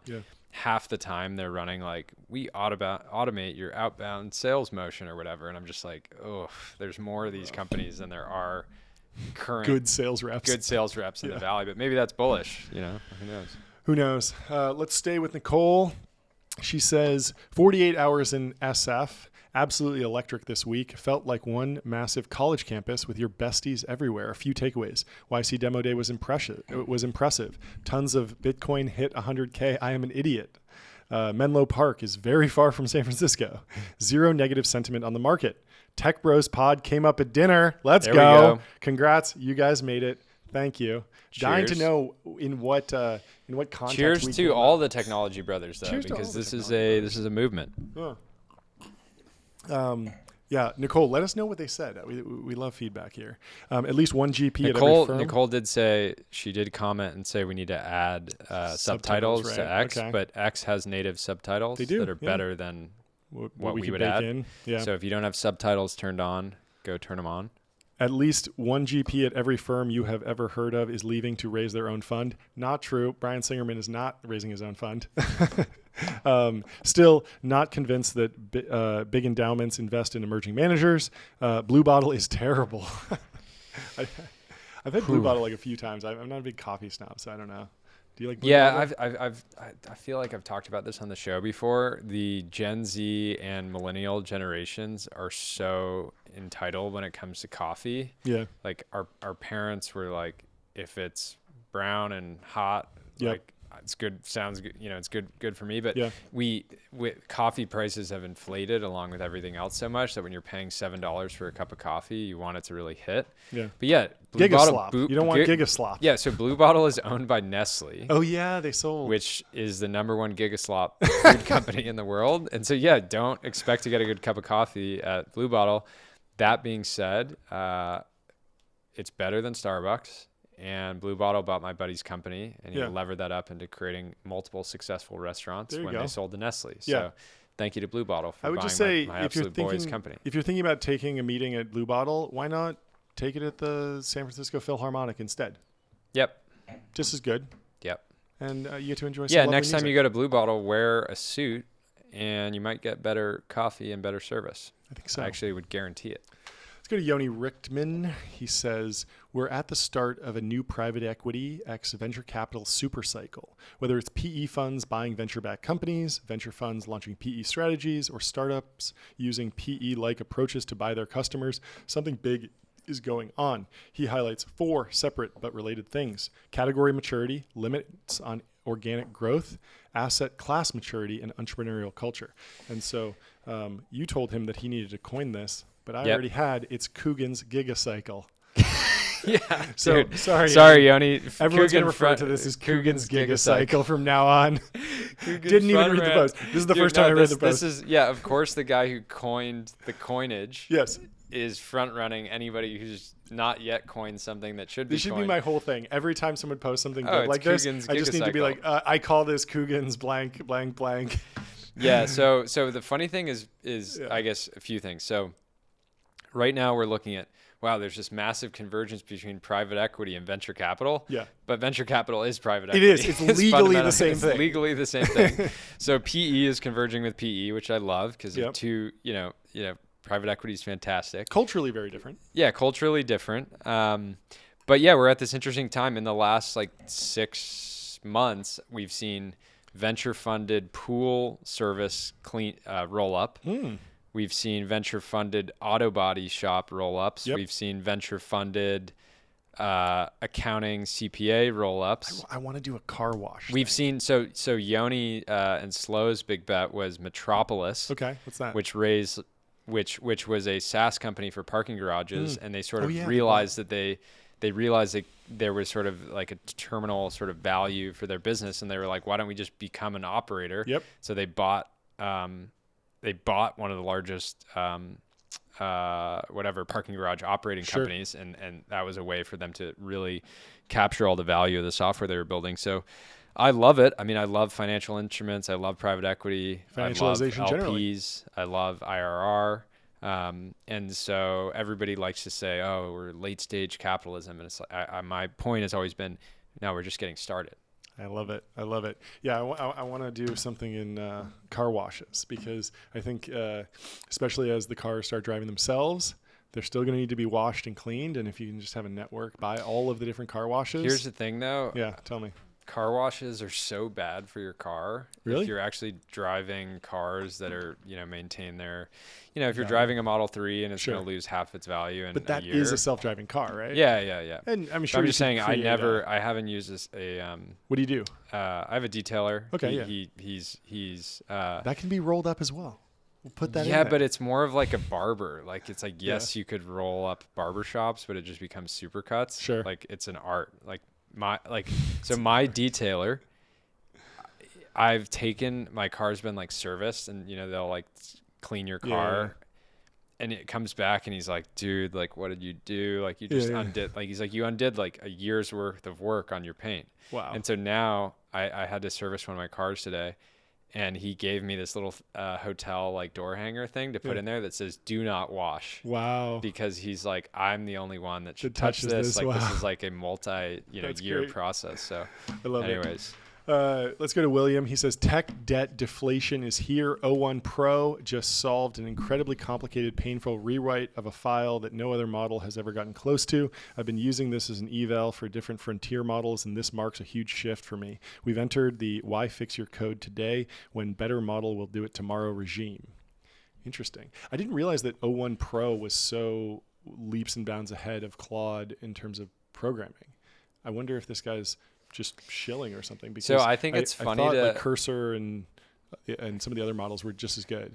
So it's funny to think about. So software engineers tend to be extremely online, but there's a handful that just do it like just a job. Sure. And maybe they have a GitHub, but they're not on X or Yeah. Reddit or LinkedIn. And so there's undoubtedly hundreds of thousands of software engineers out there that don't know about the new AI tools. Oh yeah, totally. And they're just coding away. And they're like, maybe they have like a little SaaS company that's doing well, and they're just like, yeah, like I love my work, and I love the art and craft. Yeah, and then yeah, they yeah. just get steamrolled by like some 17-year-old that's like just Yeah. leveraging all the models, like Yeah. and just cracked out great. on them. So Have you seen how OpenAI is integrating with all the different code editors? It's genius. They use the accessibility features on the Mac app so that they don't need VS Code's or text edits permission to go in there and rewrite the code. They just are able to read everything out, rewrite it, and just act as a AI assistant in there. Yeah, super that's easily. the wild thing right now. great. So there's all these AI agent companies, like there's hundreds or thousands of like venture backed, maybe not thousands, but there's hundreds of venture backed companies that are building consumer agents. And very few of them. I don't use any of them right now. But DAU of a lot of the different models. Yeah. And that's like the wild thing is all of that agentic activity that people have been betting on is happening with ChatGPT, with Claude. Yeah. And so we'll see how all this plays out. But yeah, I would love to, if you're building an AI agent that actually works and is good, DM us. Yeah. We'll give it a shot. Let's go to Clone. Clone Robotics says torso 2 with an actuated abdomen. Looking freaky. Okay, so this video yeah. is almost sickening to watch. it feels like Westworld. Totally. The aesthetics so they are very basically, so Westworld. what they did, they obviously are inspired, but what they did is they have this new motion. I think it's in the vertebrae and like the just the way the abdomen moves. And most humanoid robots are very sort of straight up and down, stiff. They very much have that look and feel of a robot. Go watch. I mean, we'll quote tweet this. Go watch this video. It's honestly feels like very wrong to look at. I just think that I weirdly think the firearms industry is going to benefit a lot from the robotics movement because in a world where humanoid robots walk the earth, and if you are a criminal and you can now, from the comfort of your own home, use humanoid robots to commit crimes, everybody is going to be just like freaked out, right? Because it's like, well, yeah, maybe you have your I'd be interested to see if anybody's building at the intersection of like Ring and humanoid robots, right? So imagine in the future you have a humanoid robot standing in your backyard 24/7 on alert, bodyguard. Yeah. So bodyguard.ai. If you haven't bought that domain, go buy it. Sit on it. Some venture-backed company will buy it from you for $200,000 in when the time is right. Oh, this is great. So Dhruva Rajendra says we need to triple Space Force's budget because Delta says never deleting this app. We have Taliban space posting, and it's a screenshot of someone from the Taliban, I guess, advocating for taking the moon, or maybe Mars. It's hard to tell here. This photo's very AI generated, but wild. The moon should be a state campaign that Mike Solana launched has apparently reached the Middle East, and they're trying to get there. Yeah, everybody wants to take the moon. It's like the ultimate prize. It's in the sky. Yeah, why not? And imagine using a drone swarm to project the American flag like across hundreds of miles from the moon. Just like there's probably some gravity issues up there, but it's gonna be no, amazing. I also saw that the Taliban have been trading meme coins. Really? There was a guy No way. filming a video with like at some dinner with the Taliban because they're kind of in control over there at the moment, and yeah, they're trading. So if you're trading meme coins, you might be trading against the Taliban. So it's PvP crazy they're world. still in business, like because ISIS came up and there are like all these different splinter organizations, Rival gangs. Taliban's kind of Lindy at this point. Damn. They're hanging on to it. Maybe. Thread. Yeah. Who knows? Just going strong. I don't know. Maybe we should do a deep dive on the various business lines of the Taliban. I know they were big in poppy. Yeah. Heroin trade. Yep. Kidnapping, ransoming. But yeah, I wonder what their actual expanded. Most profitable year was. Well, now it's taxation, probably. You think so? Because they just run all of Afghanistan. Yeah. So they're just the It's government. a good business model. Yeah, I guess that makes sense. Give Monopoly us on violence. Give right? us all your, half your money, or we'll kill you. Yeah. Wild. Steph says, met a founder who handwrites all of his own business cards, and I kind of love it. Pretty cool. This is like you. You have your calligrapher that you will write anything for you. Yeah. I mean, they're on call 24/7. Exactly. No, I do think it's a good way to stand out. Business cards are. It's funny because the iPhone rolled out the feature of tapping, and it feels so just like, it's somewhat useful. Mm-hmm. But I've also found that it's functionally has like a bunch of issues where it'll like add the contact, but then you don't know if you forget their name, then you can't find them again. So it's like a bunch of issues. I was at a conference and someone actually recommended an app. It's like a couple bucks. I think it's just called Recents. And you download this app and it just sorts your contact list by when they were added. So you can go around tapping, and then at the end of the conference, you can pull up this app and see. An app that should be a feature. I know, it should just be a feature. But Apple is too focused on just destroying the Photos app. Yeah. Oh my God, it's so bad. Hey, here's an app you use all day long.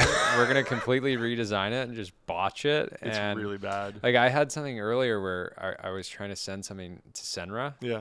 I think you were trying to send him the same thing. Yeah. And I could not find the thing that I wanted to send, even though I knew that I had it in my app. Within the last. You really have to sort and favorite things, and then find the favorites, which are now buried. It's a mess. It's a mess. I mean,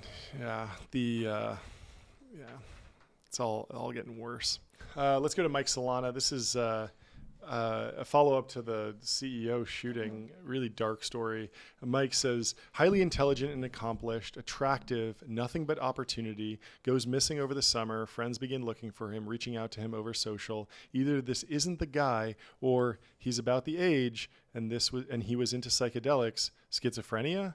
And I remember seeing the video shows someone who's very agentic, very calculating, very thoughtful, and there was always this weird dynamic. He was locked in. Who is this person? Yeah. And couldn't they have done something better with their life, basically? Yeah. Like they must have had their brain broken at some point. If this is the guy. I mean, we don't know at this point. So so this isn't a murder mystery podcast. So we're going to talk about this for 3 minutes and move on. But one thing that I saw was interesting. He was a software engineer, comp sci major, went to an Ivy League, apparently went to apparently went to some, even went to was private school, affluent. Yeah.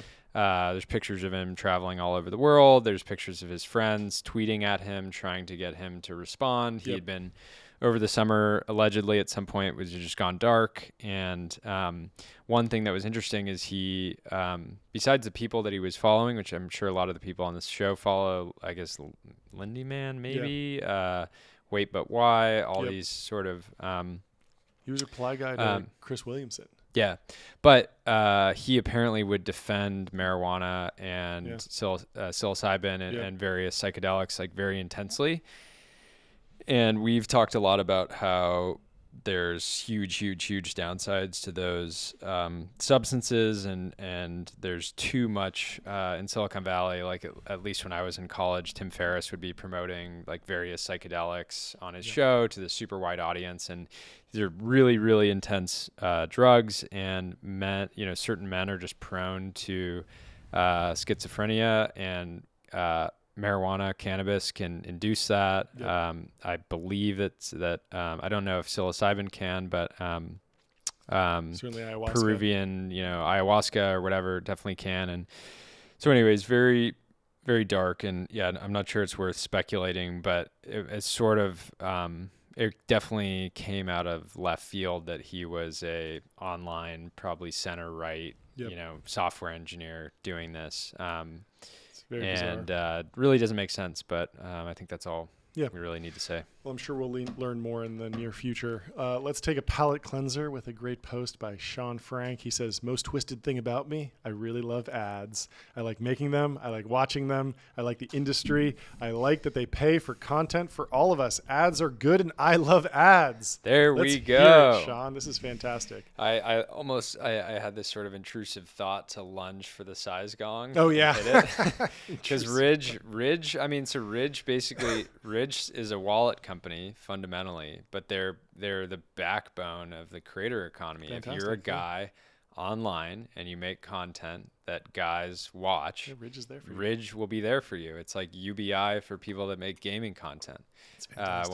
When I helped out with Ridge back in the day, there was if you had like an NBA highlight reel and you had no advertisers, like Ridge would be there and be like, we'll give you $1 CPM if you just like put like Ridge in the corner. Yep. And that strategy's worked out very well for them. They do significantly more revenue than most Series C startups, and infinite more EBITDA. So on that note, let's go to a promoted post. We got to run there we ads. go. We got to live the brand. If you can see behind my glass of champagne, we have a post from DuPont Registry, and they are showing off a 2015 McLaren P1 with an asking price of $2.1 million. Holy Trinity car. It's painted in MSO Kilo Gray with McLaren orange accents. This specification is subtle yet stunning. The full carbon interior and carbon bucket racing seats with orange contrast stitching emphasize the Spartan cockpit that is solely focused on performance. And I gotta say, John, I got a soft spot for carbon bucket seats. Fantastic. I love sitting in them. They're not objectively the most comfortable, but I certainly feel at home in them. So if you're in the market for a P1, this is a fantastic spec. People always talk trash about McLaren. Oh, it's just some tech guy who just made his money yesterday. But you go with a P1, you go with an F1, you go with a P1 GTR. People know. People in the car world know. Yeah, it's going to cost you a little bit more, but you get a lot more. You get a lot more. And so it's so worth it. So head to your McLaren dealer, head to DuPont Registry, tell them the Technology Brothers sent you. Let's stay on the Ridge team. Connor McDonald says, no more noble endeavor than being an advertiser. Hey, and you do these guys work together or something? And that's, so let's face it. There's a lot of advertising that is solely oriented around driving very specific results. Yep. And then there's a ton of advertising that's literally like, I just like what these people are doing. I'm going to support them, and maybe I'll make my money back or whatever. Like we're pursuing some opportunities in horse racing, right? It's not necessarily to drive new listenership to Technology Brothers, but we have an appreciation for the endeavor and the jockeys and the trainers, and we just want to support that, right? That's great. And if you're an advertiser, take 5% of your budget and spend it with groups that maybe don't have a direct ROI, but can give back to the world and entertain you and your team in some way. I actually one of my former engineers, our CTO at my last company, he's like very into car racing, like on the amateur circuit, and so I sponsored him. It wasn't a ton of money, but I was like, well, if you put like 5 of my portfolio companies on as stickers, like I'll give you money for the race. I probably paid for like a set of tires or something. But that's my word of advice. You can just sponsor things. You can just do things. You can just build things, and you can just sponsor things. So go sponsor. That's your homework for today. Go sponsor something. Go sponsor something. Tyler says, the Classman's Creed. If you possess true taste, you bear a sacred duty to amass wealth, not for vanity, but to lift the world's standard and drape it in elegance. I love that. Beautiful. I Well think he was said. inspired by something I said about the importance of spending money well. There are so many people in Silicon Valley that have inordinate wealth and spend it so poorly. Yep. And I like that Tyler has trademarked it, the Classman's Creed. The Classman's Creed. We might Coogan's- need a little work on that. We could tighten that up. It could be one word. It could be two words. But, you're getting there, Tyler. You could drop the creed. I see what you're doing You could there. drop the creed and just make it an archetype. The Classman. The you know, Classman somebody who does constantly something like seeks this. to Yes. beautify the world that they exist in. Yes. Yes. I saw Elon actually commissioned a huge statue. I saw this, the Did you see fork in that? the road. The fork in the road. Fantastic. That was beautiful. Yep. I think it was placed at one of BlackRock's seemed like it was- properties, yeah. BlackRock City. Yeah, Black Rock City. So I was surprised to see Elon and BlackRock collaborating, but they're a big asset manager. He's not? got a bunch of investable assets, so Yeah. it kind of makes sense. I love it. Rick Zulo says, a lot of talk on Twitter about VCs hitting it big on meme coins. Undoubtedly, there are going to be some eye-popping IRRs there, but IMHO, these are a huge distraction. These are not the type of investments LPs are paying us to make, and I don't see the returns from these to being sustainable. If you do, make that your full-time job. To me, it appears like resulting above all else. Is this a moment in time to make an insane quick buck? Perhaps. Is that short-sighted? In my honest opinion, definitely. What do you think? Can you build a VC firm around trading meme coins? Well, so there's some basically LP agreements that allow venture funds to put some percentage of their fund into highly liquid alternative assets. It's usually like meme about coins. 20% Yeah. can go into secondary sales. So for the really big scaled companies, you might only be able to get allocation into secondary, and then alternative asset classes like Bitcoin, crypto, meme coins, and stuff. So this is something that has been it's driving interesting. the conversion to RIAs. Yeah. Because once you're an RIA, you can invest in public companies, you can invest in secondary, you can invest in anything.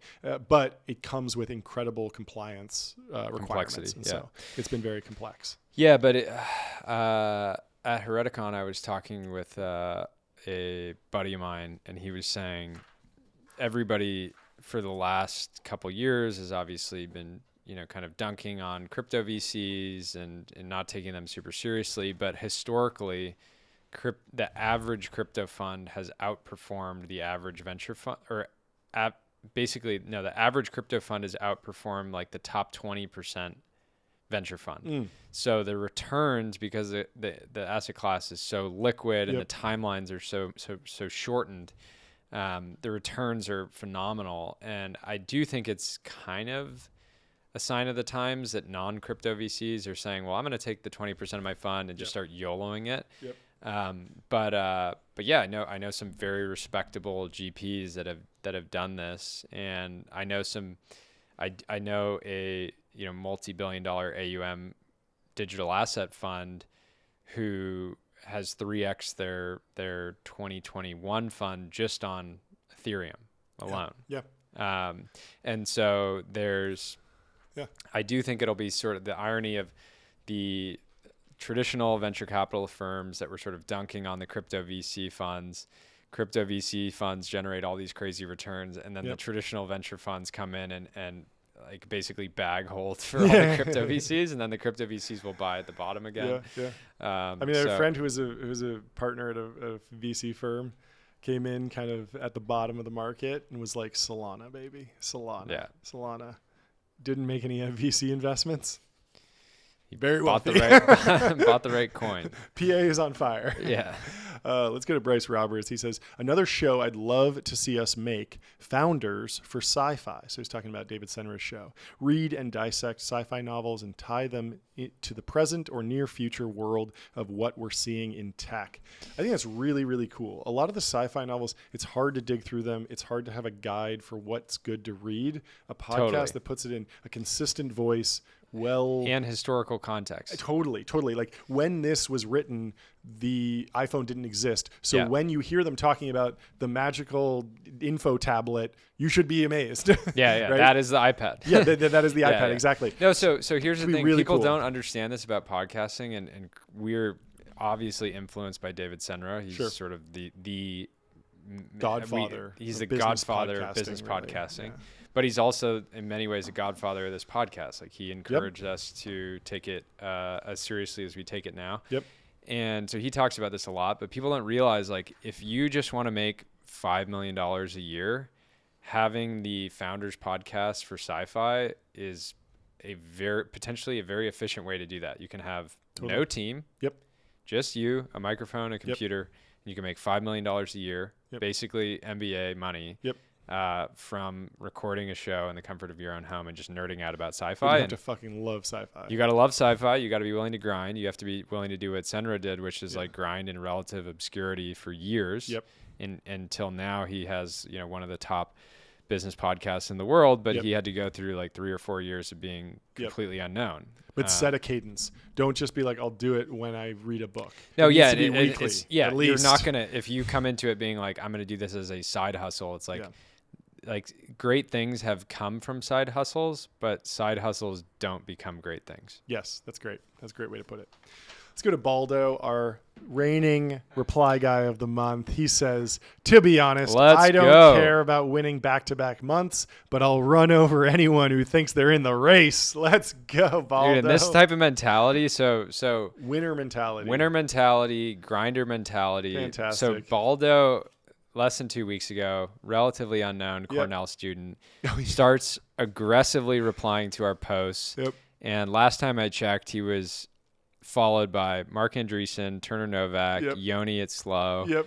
So many major fund managers. I wouldn't be surprised if this guy drops out and raises a $5 million mango seed round. Mango seed round. That's a great term. Baldo's got a mango seed round written all over him. Mango was such a funny term from 10 years ago. Oh my God. Mango seeds. I think Andreessen coined that, right? Or someone at Andreessen, maybe it was Chris Dixon wrote that. But yeah, the mango seed round for anything over like 2 million. And there was a big question about like, oh, is it dangerous because like you have too much money and the valuation is too high for the seed? And now it's like, if you're not doing a mango seed round, you're not in the game. Yeah. It's amazing. Oh, let's go to Morgan Barrett. He's been on the show before. He says, I'm almost to 5 million impressions. My much more Twitter famous friend. You can't do anything with 5 million impressions. 5 is a nightmare. You can't retire, but it's not worth it to work. 5 will drive you. Un poco loco, my fine feather friend. The poorest content creator in America. The world's tallest dwarf. The weakest strongman at the circus. This is so funny. I didn't read this for some reason until we got on the show. This is fucking hilarious. I had lunch with Morgan the other week here, and he's a great dude, but man, is he a great poster. This is a no, it won't be at 5 million. Won't be at 5 million for long. No, so for anybody that doesn't get the reference, this is referring to like the $5 million net worth mark, where you're trapped, like you're technically rich, but so like funny. You can't really do things that you can't retire really. It goes so hard. 5 will drive you un poco loco, my feather friend. Loco. I don't even get where that reference is from, but is that like Breaking Bad or something? I don't know. But well, you understand what it means. Yeah, of course. But here, pass me your glass. Southern California, you got to know what un poco loco means. Poco loco.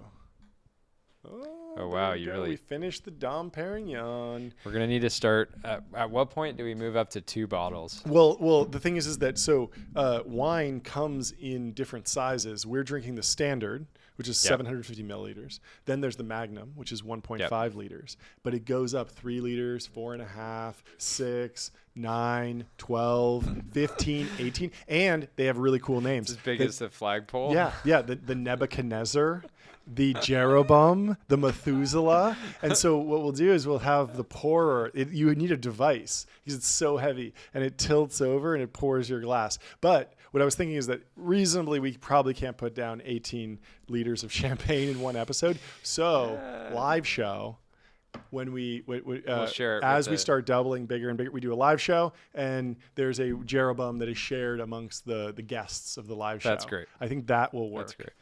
Let's move on to Bryce. Pound for pound, midweek laps at Deer Valley is the best networking in Utah. I love this. Bryce is a humble guy, but he's been very successful. He's also and jacked. I he's saw also before jacked. and after. Yeah. Love it. Bryce, we want to see the beard back. You looked great with a beard. Did you see that? He shaved it? like Oh, yeah, I saw the old beard yeah, photo. he It had looks like great. he just looked like an absolute dog. Yeah. I think we need but some he's shirtless saying photos. he's saying what a lot of capital allocators won't admit, which is that midweek laps at your local, ski resort are a great way to meet Yeah. LPs, other investors, some later yeah. stage founders Yeah. maybe. Everyone makes fun of VCs for like, oh, they're spending all their time at Amangiri, they're spending all their time in the Alps. It's like, golfing. where Yeah. do you think the founders are of these multi-billion-dollar companies that need to raise $2 billion for their next Yeah. Series F? Yeah. They're not. All I want wanna to see- at all I Blue wanna- Bottle. Yeah, They're not at hanging Blue out Bottle. at Amangiri. Yeah, and so yeah. that's where you go. You go where the money is. The Yellowstone Smell the money. Club. Yeah. Smell it. Chase it down. That's the business. Yeah, the only thing I want to see from Bryce is, he's got his thing with NDVC. It's perfectly sized seed fund. I think it's like $50 million. He can do a lot with that. Mm-hmm. But I'd like to see him I'd like to see him raise like a $5 billion fund, right? I want to see him, that picture of him in the gym made me think this guy can handle, I can trust him with $2 billion. I think so. Hopefully soon. Let's go to Kushi. She says, Wait, coolest- we can't skip over sponsor this. post? No, we can't skip Oh, over this. what's this? Bryce posted about doing a Technology Brothers Stay tuned, everyone. live event Yes. at Deer Valley, That'd be fantastic. and the president of Deer Valley replied to him and said, "Let's make it happen." Yeah, so get in our Bryce has been DMs if working you're on interested. it. I actually talked with him about this last week. Yeah, we'll figure something out. And let's make it happen. Yeah, if you made it this far in the show, you can hit us up. Kushi says, coolest boss award goes to Kevin Hartz for being not only a co-founder GP of A-Star VC, but also co-founder of the coolest stealth startup in the game, Sauron, which is their home defense company. Anduril for your home, Palantir for your home. And hopefully, I don't know a ton about the company. I've met Kevin before, very smart guy. Looks great in a suit. I actually pulled this out because he was wearing a suit. Looks fantastic. We need to see more early stage founders Maybe wearing next time suits. put on a tux though. Yeah. Class it up a little bit. Class it up a little bit. Come on, Kevin. I mean, you're a general partner at A-Star. Come on. Yeah. You can do it a little bit better. But yeah, fantastic. the only thing, request for feature, Kevin, build humanoid robot bodyguards that I can put in my backyard and on my roof that can just sort of pace on my roof. And that's a feature I'd happily pay for. So. Oh, here it is. Elon Musk says 2 years ago, I commissioned an art piece, a fork in the road, had to make sure that civilization took the path most likely to pass the Fermi Great Filters. What a great metaphor. It's so funny because it's like it has a little bit of that Elon like meme, like, oh, it's just a fork in the ground. Right? Yeah. But it has this much deeper meaning about the Great Filter. I love that. I'm bullish on us passing the Great Filter. I think we can do it. We're going to do it. We're going to do it, chat. I'm a big George Hotz believer. I think it's wireheading. I think the risk is we all go into VR and we never explore the stars because we have this unending pleasure dome, this wireheading future. That's the world that I'm most worried about. Not nuclear war, not the world that robot killing us. No, the world I'm more worried about is we get so lost in a stack of posts that you and I never.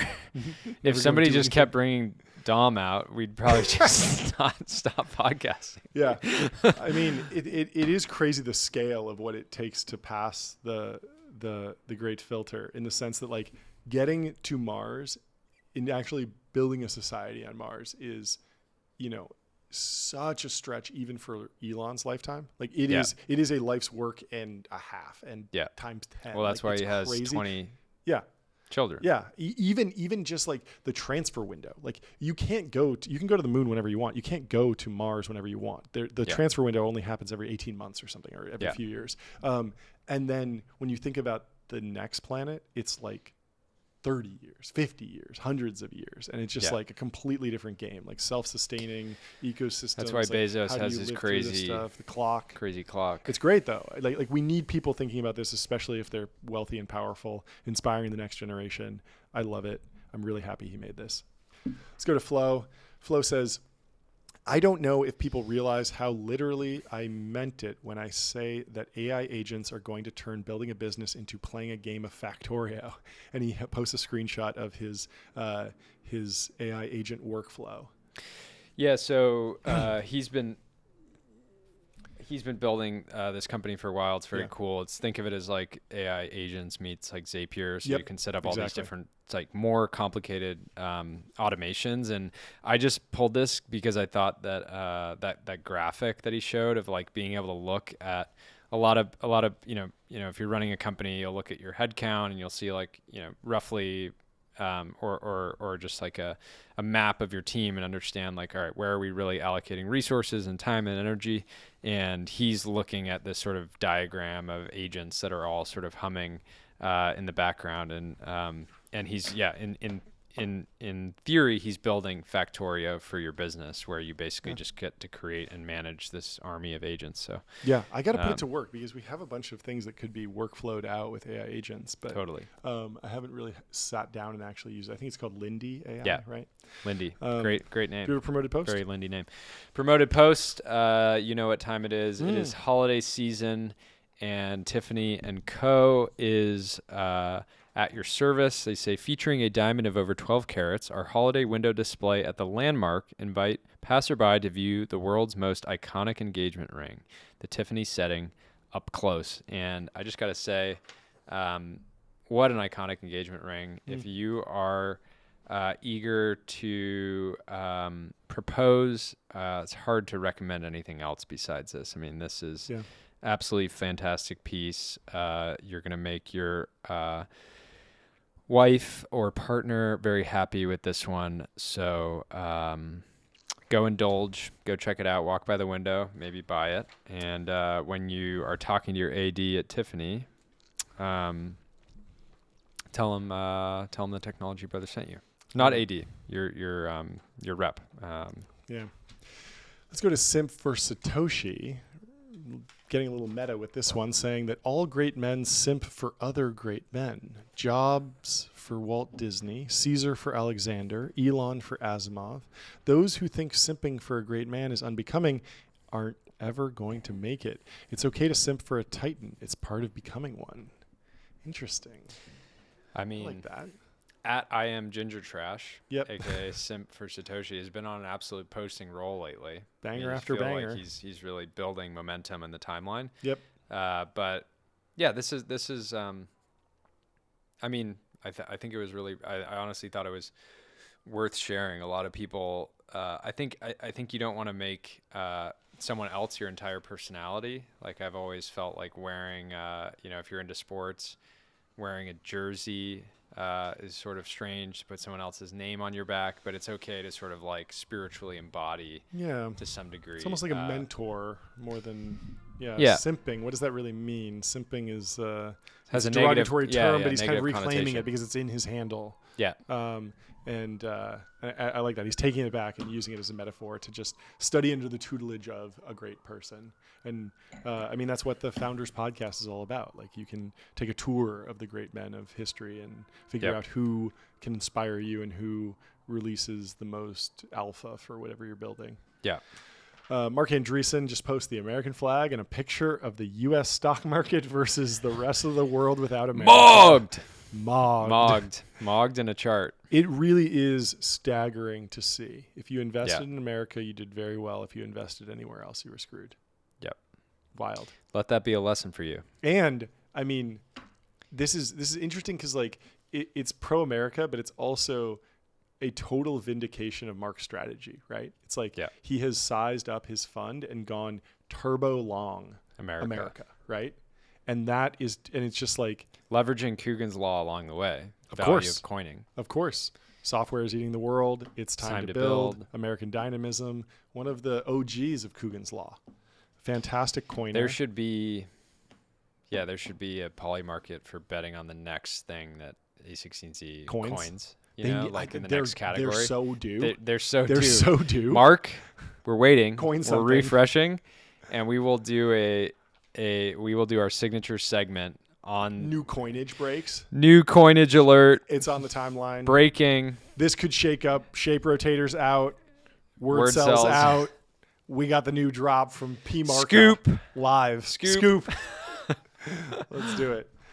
Harris Rothermel says, I'm going to build the coolest factory. And it's a very nicely lit shot of an American flag. And No, so this was in a response to somebody was saying I don't want to work in a factory. everybody wants to reindustrialize. Nobody wants to work in a factory. Harris wants to work in a factory. He's making a beautiful factory. He's making the coolest factory. It's fantastic. And I disagreed with the original post. Nobody wants to work in a factory. It's very very cool. stimulating to be in a factory, Yeah, right? There's yeah. like a lot of, there's productive capacity. You can hear the hum and the buzz and the clanks. And I love being in factories. Just like children yearn for the mines, playing Minecraft. Yeah. Men yearn for the factory floor. I think of this as like a podcast factory. It is. Factory for content. This is content factory. A content You hear the mine. clicks of Ben's keyboard Yeah, editing. We're in a content. He's an hour behind us right now Content. editing. Yeah, content factory. Jack Altman says, all the live like a perfect healthy monk longevity stuff is directionally good, but if you take it too far, you miss out on a lot of personal joy and professional progress. This is so true.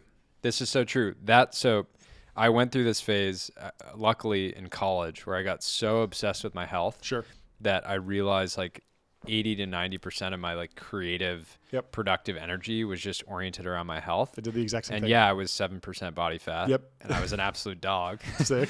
And I put on, a huge amount of muscle mass. That But- part's good. Yeah. So that's good. We need to get back there. We need to get back there, size up the traps. Yes.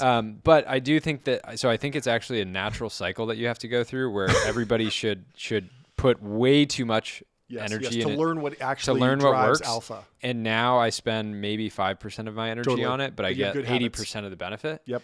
And so, there's totally anybody who's living their life based on their 8 sleep score and, I didn't sleep well and letting that dictate their day. Yeah. That's bad. Dude, in 2013, I was so into the quantified self stuff. I basically invented my own 8 sleep. I took an accelerometer, hooked it to an Arduino, No way. and strapped it to the edge of my bed, and it could track the movement of the bed. And then I would have that talk to the internet, put it in a spreadsheet, and get like a sleep score. Basically, this was before like sleep scores. And I was And like, you had a thermometer that would dump a bucket of ice on the bed, I mean, I did actually have an internet connected coffee machine that would make the coffee in the morning. So I would literally wake up and smell the coffee.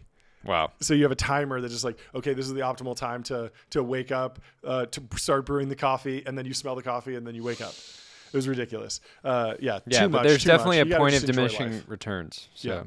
Yeah. Sometimes, you can't just be doing the no alcohol thing. You got to enjoy a glass of I Dom only- Perignon, I baby. only- Cheers. I will say this, 90% of the times that I drink now are when I'm podcasting. I only drink champagne. I only drink champagne when I'm podcasting. Yeah, it's great. Oh, this is wild.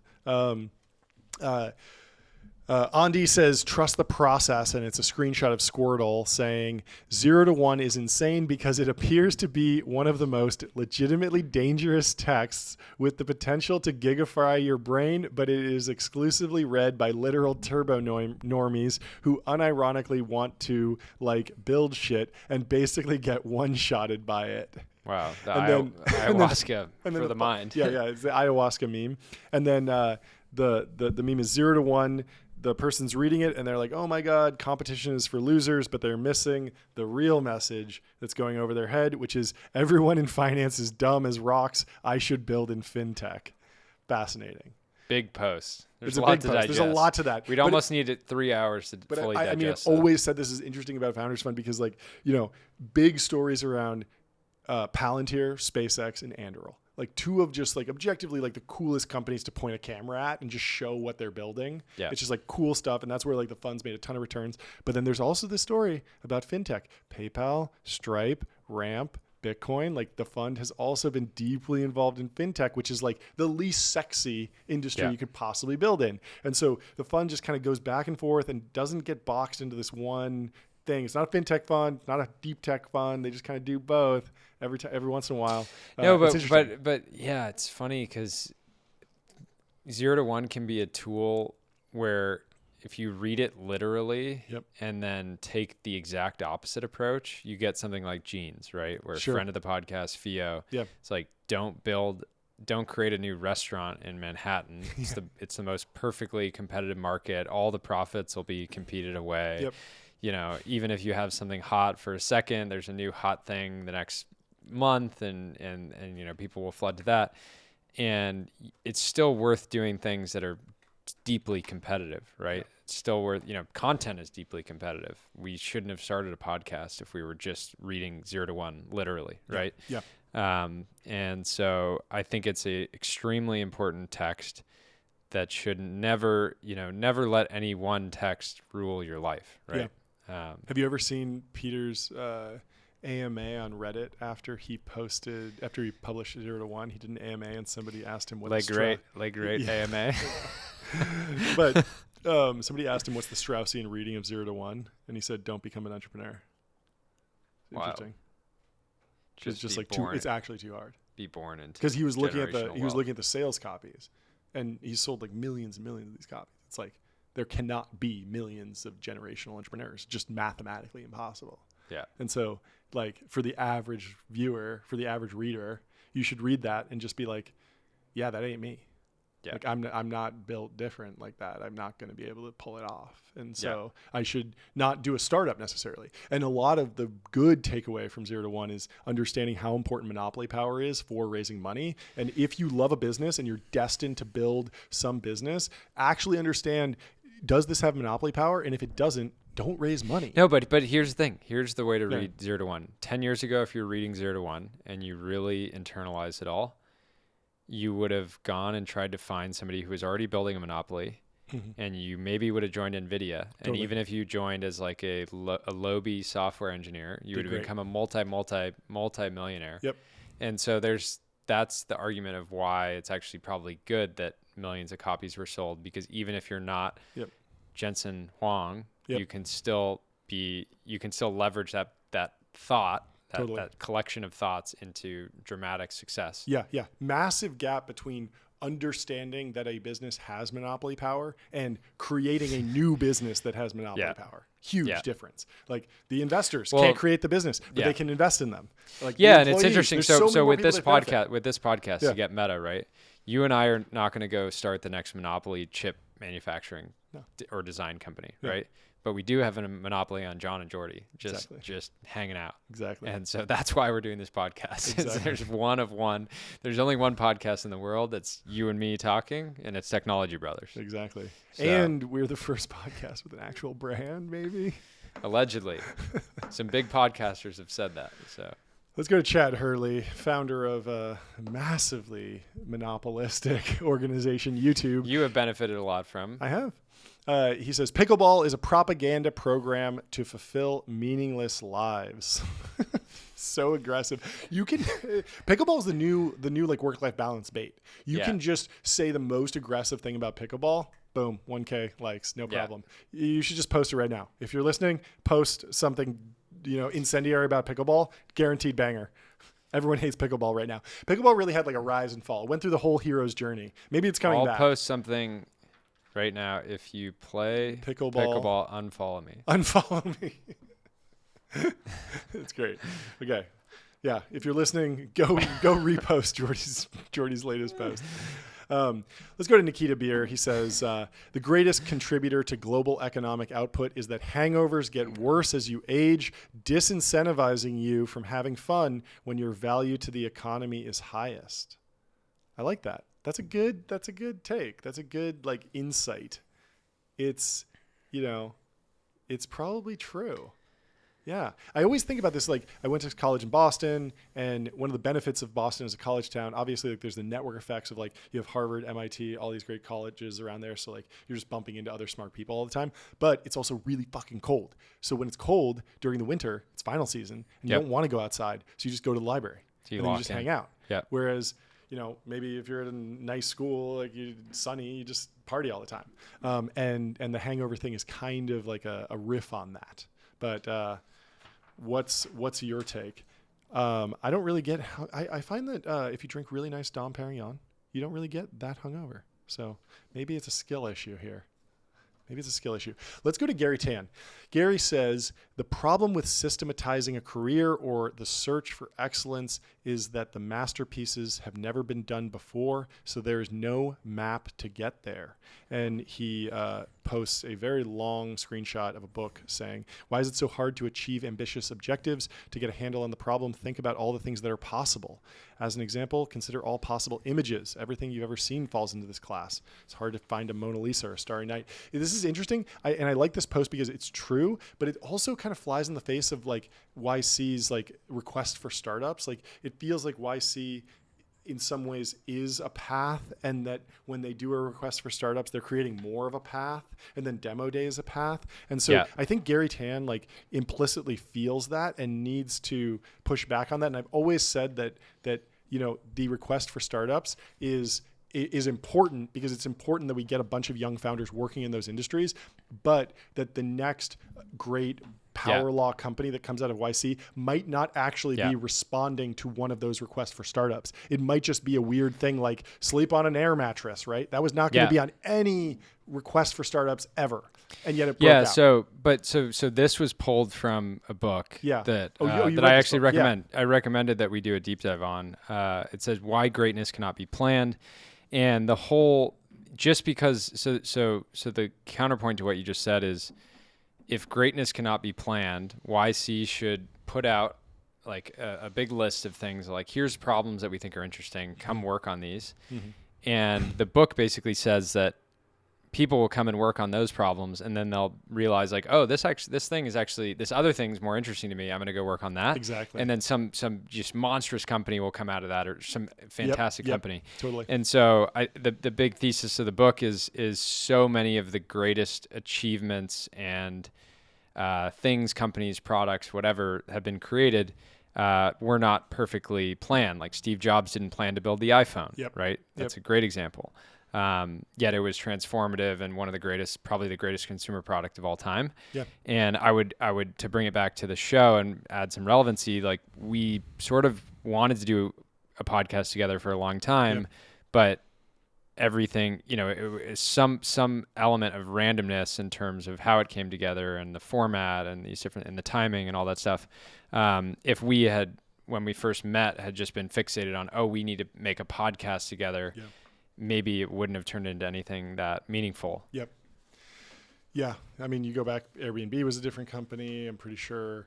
I mean, Zuck was building a dating site. YouTube was a dating site. Yeah. Everything was a dating site. Yeah. So if you want to build something great, make a dating app. Site. But yeah, and then don't be afraid to pivot. And YC's always been extremely friendly to pivots mid-session. Like you can just walk into an office hours and be like, we're doing something completely different. And there's no like hate. It's amazing. Yeah, it's like such a welcoming environment. No, I have one. I have a YC company that I backed that the founders have pivoted so many times and there's only a handful of investors. It's me, one other person, and YC. Yeah. And they just, so they don't even BCC the investor list. It's just like everybody's like CC. And the last time one, the other investor besides me and YC replied back and they said, please do not pivot again. Just simply, this is a really big company and like potentially a really big company in a big industry. Just make it big. Yeah. And so that was the advice that like this company probably needed. That's great. Yeah, companies are really hard. When things get hard, don't just pivot. Yeah. You pivot because you've realized that some element of your thesis was critically wrong. Broken, and you need to do something else. But sometimes you just need to not pivot and just force it basically. Yeah. This is great from Signal. He says, if I were CEO today, I would have a weekly email sent out to every single person in the company asking them, what did you get done this week? The AI then generates then aggregates the responses, presents it in a readable format to me every Monday morning. It should automatically do a diff from week to week and tell me anything is changing, accelerating, not going well. This is the what did you get done agent, cutting out trash middle management. I would also hire people coaches instead of managers. I like this. Fun little project you could build with AI in like a weekend and deploy. I wonder if people would hate it or learn to game it, but generally seems good. I mean, status reports are terrible and meetings are awful, but there's something valuable about reflecting on your work product. Yeah. Especially if you can't quantify it. If I was listening to the show right now, I would go buy whatdidyougетdonethisweek.com. Yep. And then build an app that's a Yeah. Slack bot, Slack integration that or just email says, integration that whatever. just does it. What did you get done this week? People respond, and then it tracks it week over week. Yep. There's a lot of products like that people hate, but maybe if you simplified it dramatically, made it literally one text box that you have to fill out, you could definitely build a business off of that. Could be good. Let's go to Ashwin Sharma. He says, this obsession with self-improvement is driving me nuts because the greatest thinkers have already shown us that true success lies in being who you are already. G.K. Chesteron wrote, a tree doesn't try to become a better tree. It just grows according to its nature because there's no pretense, no concept. Yeah, and this is, to make it meta again, you like wearing tuxedos, drinking champagne, and talking, so don't try to fight against that. Just do that as a career. Yeah, exactly. It's that simple. It's that simple, folks. Oh, I love this. Growing Daniel says, I'm selling ayahuasca insurance to early stage VCs. This is great. This is a banger. This is so real. Yeah, it's one of the biggest threats in Silicon Valley right now. And we have this conspiracy theory that there's a VC out there that is actively trying to get founders to do ayahuasca to gain leverage over them. To destroy them. And so stay safe out there, folks. If you're listening, be very careful. No, the thesis is really that she's a foreign agent. Yeah. And she is trying to sabotage our young entrepreneurs from building, incredible companies like SpaceX and things of that nature. And she's trying to get all the talented young entrepreneurs she can find to there are cheaper ways to do, or there are more expensive ways to do it. That's one of the cheaper ways I could think of running that op. Go to Peru. Go to Peru. It'll open your mind. Yeah, open your mind. Yeah. So if you get caught in that situation, remember, ayahuasca vaccine doesn't exist yet, but coming soon. If you can't take that, just microdose. Fake it out. Oh yeah, I took the ayahuasca. Throw half out, spit it out. Put stuff in your cheek. Yeah, it's so crazy. I see the demon. The demon's amazing. Yeah, but I still want to build. I still want to create shareholder value. Interesting. I guess I'm really aligned. That's Mog your demons. Yeah. Well, it's funny because he's obviously shitposting, but there are certain situations where executives have to get life insurance because they're so critical to the business that if they were to pass away, like a lot of things would get fucked up. Yep.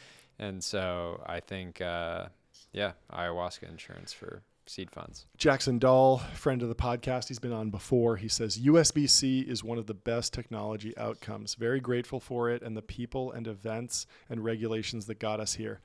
I love it. I agree. But did you know that there are like 25 different types of USB-C? It's so frustrating. Really? Yeah. So so that cable, that's a USB-C cable right there. It's great. It's universal. It plugs in anywhere, but they have different data rates and different rates of charging. And so if you want to transfer a file across USB-C, there's USB-C 3.1, 3.2. There's Thunderbolt 4, which has the same port, but is much faster. Yeah. And so if you're buying USB-C cables, you have to buy the absolute top tier.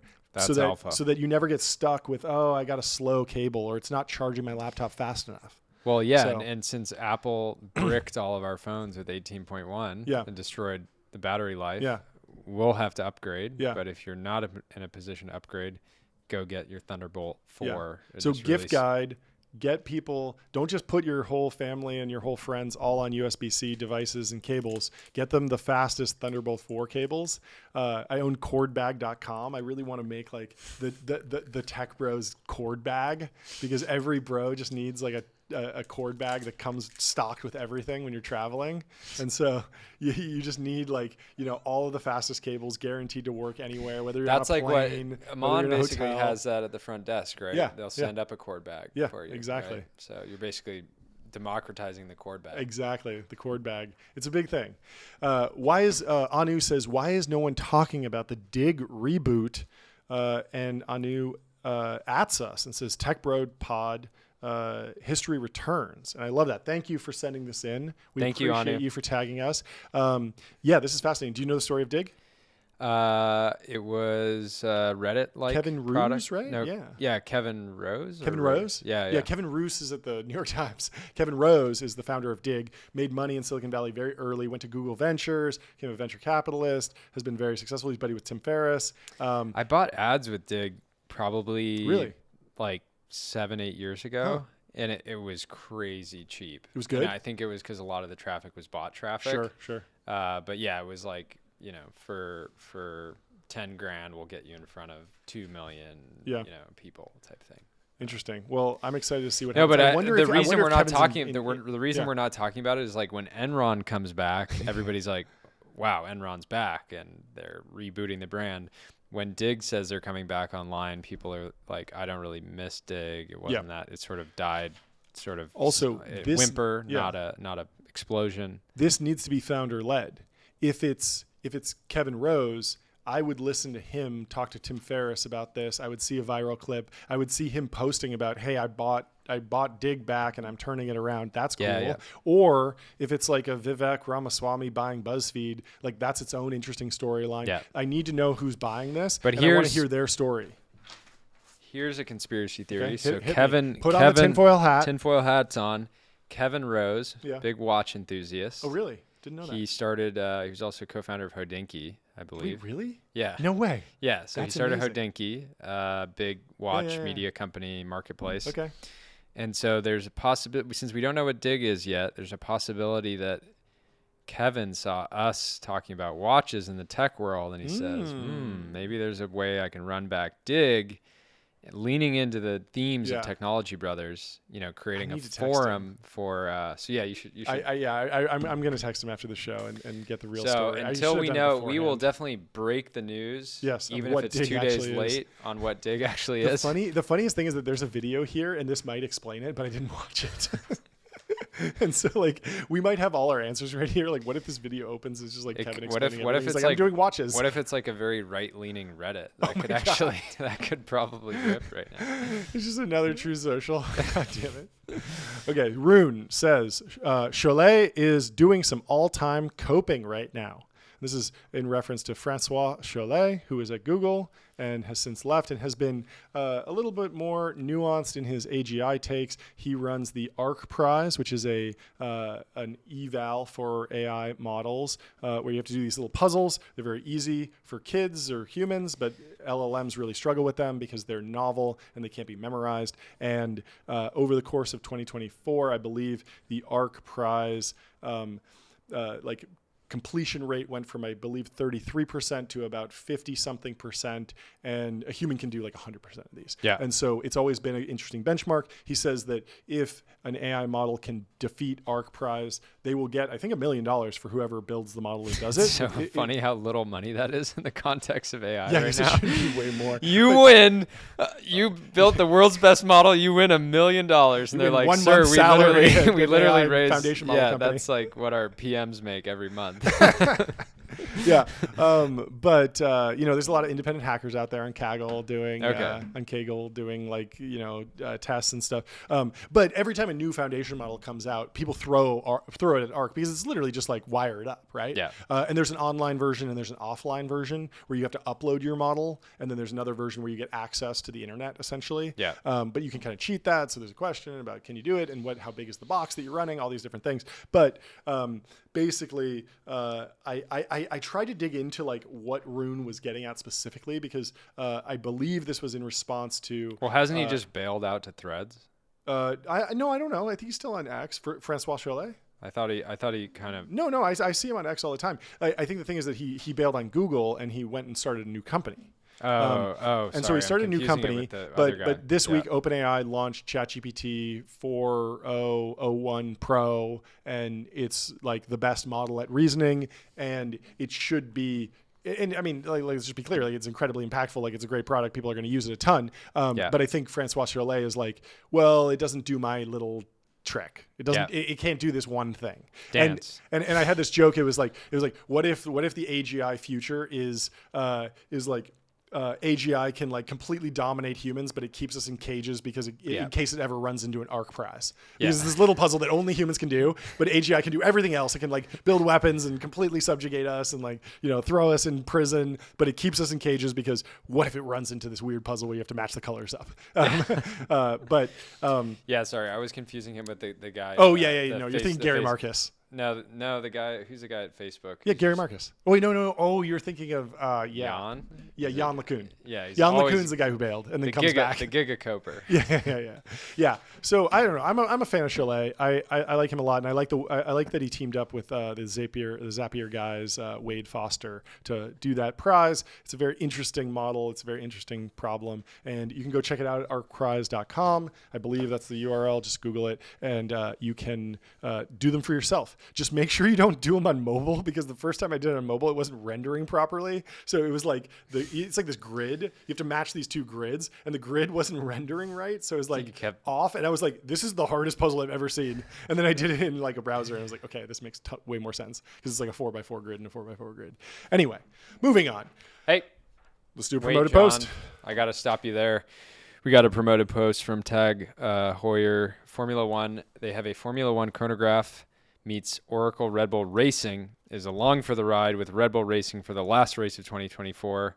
World Tempest takes a closer look at this show-stopping new chronograph that is daring and dynamic in their latest review. You can go to tag.hr/F1 Chrono World and check out this incredible timepiece. We spent a lot of time on the show talking about the Holy Trinity, AP, Patek, Vacheron, and some of these other watchmakers, but Tag is a great option. To the, it's a great option. arsenal. So if you're wearing an Apple Watch and you want to stack on, one or two other watches, maybe an Apple Watch, a Whoop band, and then you want to add something else, Tag could be a great option there. This is a beautiful looking piece, and we thank them for supporting Formula One. Without sponsors, we would not get to witness fantastic racing most weekends of the year. Fantastic. Oh, this is a great post from Ben Kohler, our vice president here at Technology Brothers. He says, took home silver in the Jiu-Jitsu World League Finals SoCal GI competition in San Diego this weekend. I was disappointed not to get the gold, but it was a great experience, and I will be back next year for the W. There we go. So and you got to watch this video. It's insane. Ben literally puts a man to sleep. It's so crazy. It's kind of crazy to watch. And he's not normally a guy that ends up in second place, but every once it's really about his narrative arc. He had to get second place once in order to bounce back and get revenge. Yeah. And the guy's an absolute dog. We wouldn't be able to do this show without him. And congratulations on the silver. And maybe we do a Technology Brothers meetup when he goes back to reclaim gold. Let's make it happen. Let's go to Michael Dell. Michael Dell says, Dell's revenues during our first 16 years, 6 million, 33 million, 67 million, 159 million. I got to hit the size gong. You got to hit the gong every time. 159 million, 258 million, 338 million, 5. It's so loud. 2 billion, 2.9 billion, 3.5 billion, 5.3 billion, 7.8 billion, 12.3 billion, 18.2 billion, 25 billion. By the end, he's just bragging. But it's such a flex. What an absolute dog. What an absolute dog. dog. So if you're a pre-seed company right now, just understand that this is the bar. Imagine first year 6 million, second year 33, third year 67, fourth year 159. That's such a good 4-year run. Yeah, a lot of founders will put in their projections, we hope to get to a 9-figure run rate by year 8. And he's like, no, I'm gonna get to a few billion. Oh, so you're the first employee and you just vested your 4-year vest? Like, what's the company doing? Well, we went from 0 to $150 million in revenue. An absolute dog. And I think so. His son has like a pretty cool hardware company in the that I think Thrive backed. That's based in Texas right now. Yeah. That's building power banks and integrating into the grid. That's right. Yeah. That's another one to watch. 16 years to 25 billion. Insane. Big shoes to fill. Let's go to Bayes Lord. Bayes says, there is no anti-memetics division. Yeah, well, explain Google's product and marketing teams. Have you read this book? Which book? There's a book called There is no anti-memetics division. No way. There's an entire book on it. I don't know if it's been, I think it's been printed into a book, but it's like one of these like arcane PDFs and like websites out there. Very interesting. I'm sure Will has a copy. I'm sure. I'm sure. That's a hilarious blast because Google's basically never had to Man. be. They've never had to be good at marketing No. because they have the greatest distribution channel of all time. Yep, and you see it with AI. I'm still using their LLM pretty frequently because I'll Google, like I just had to Google Eric Prince. I had to remember his name, so I just searched Blackwater CEO, and I don't do that on ChatGPT because ChatGPT, you got to open it up, you got to click the button, you got to wait. It takes a second, but you put that in Google, and no more ads anymore. It's not going to say, oh, did you scroll down, click on some clickbait article to find the answer. The Gemini is just going to give you the answer right there, and it's like it's not great, but it's not terrible, and so I'm still using it. Yeah. Let's go to, this is good. Okay, yeah. So we got a whole thread here. This is a new segment of the show. We're doing threads now. So we are going to start with the base. We have 5 quote tweets in a row, all from some of my favorite people, honestly. I love every single one of these posters. So this is going to be a beast. We're going to be on this for a couple minutes. So it starts with Lucy Guo, the founder of Passes, the founder of Scale, the co-founder of Scale AI. Lucy says, "It's mind-blowing to me how small the scene is. It's the same faces globally, from Art Basel to F1 to Paris Fashion Week to Ibiza to Amphar to Yacht Week to Grammys to the list can go on." She got 1.6K likes. Wow. Banger. Like everyone is always at the same place, the same time, year round. Yeah, this is true. This is like the billionaire circuit. You're familiar with this? Like of course. They actually like pay people to move the yachts for them, and then they just fly in their yachts there. And so there's a whole like, okay, you go on the circuit, you go to all the different events and stuff. But that's why it's so important to throw some wild cards in there. Where's the the Met? Where's the LA Phil? Where's the opera? Where's the ballet? You got to throw in some old money events. This is a lot of new money stuff. Yeah, but those are, you just work them into the circuit, right? I suppose. And I mean, I think Lucy's post was written in a somewhat negative way because she's a builder and she's an entrepreneur, and she probably goes there and she's like, "You guys have no purpose, and like I'd rather be building my startup." Also a great rage baiter. I mean, great talk rage about baiter. Rage bait here. Great rage bait. So good, Lucy. We love what you do. But yeah, if you want to be in that scene, it's great. Like it's actually like I like this with the tech kind of conference circuit. Totally. You get to go to the I went to Senra's event. Yeah. It was with a group of people that were at Hereticon. Yep. Right. I could have gone to the Main Street conference and seen like most of the same people. Yep. So I like it. I like, it's better to see the same people and reinvest in those relationships and maybe mix in some new ones. You go to Sun Valley, you go to Upfront, all the same things. So let's move on to our first quote tweet. Antonio Garcia Martinez says, "Some aspire to wealth as the ticket to this world. Some aspire to wealth to never have their fates decided by people from this world ever again." Interesting. Bold. And big. Yeah. And real. Yeah, I get that. Yeah, there's this sense that like the people who maybe spend all their time at Art Basel and F1 and Paris Fashion Week, like they might not have enough skin in the game. They might not be in the arena enough to make good decisions about your life. So you have to build wealth so that you can avoid them choosing how you live your life with their products or their government decisions. Interesting. So you can have 1,000 Bitcoin and go to Peru and get one-shotted by the demon. Don't do that. Okay, do not do that. Our third quote tweet. Zarathustra says, a surprising lesson of the last decade was how little fuck you money seems to exist. It was breathtaking to watch billionaires, especially in Silicon Valley, genuflect in slavish subservience to the woke crusaders and enthusiastically provide vigorous fellatio for a decade. Things you never would think you'd say on the air. Vigorous fellatio. Here we go. Another banger. These are all bangers. 1,000 likes, 1,000 likes, another 1,000 likes. Everyone's just in this chain. Lucy is the backbone of the poster economy. Really. She started a whole conversation here. So yeah, interesting that there's all these rich people and a lot of them didn't say anything, even though they might have been, a little bit bothered. They weren't in the second category that Antonio's identifying.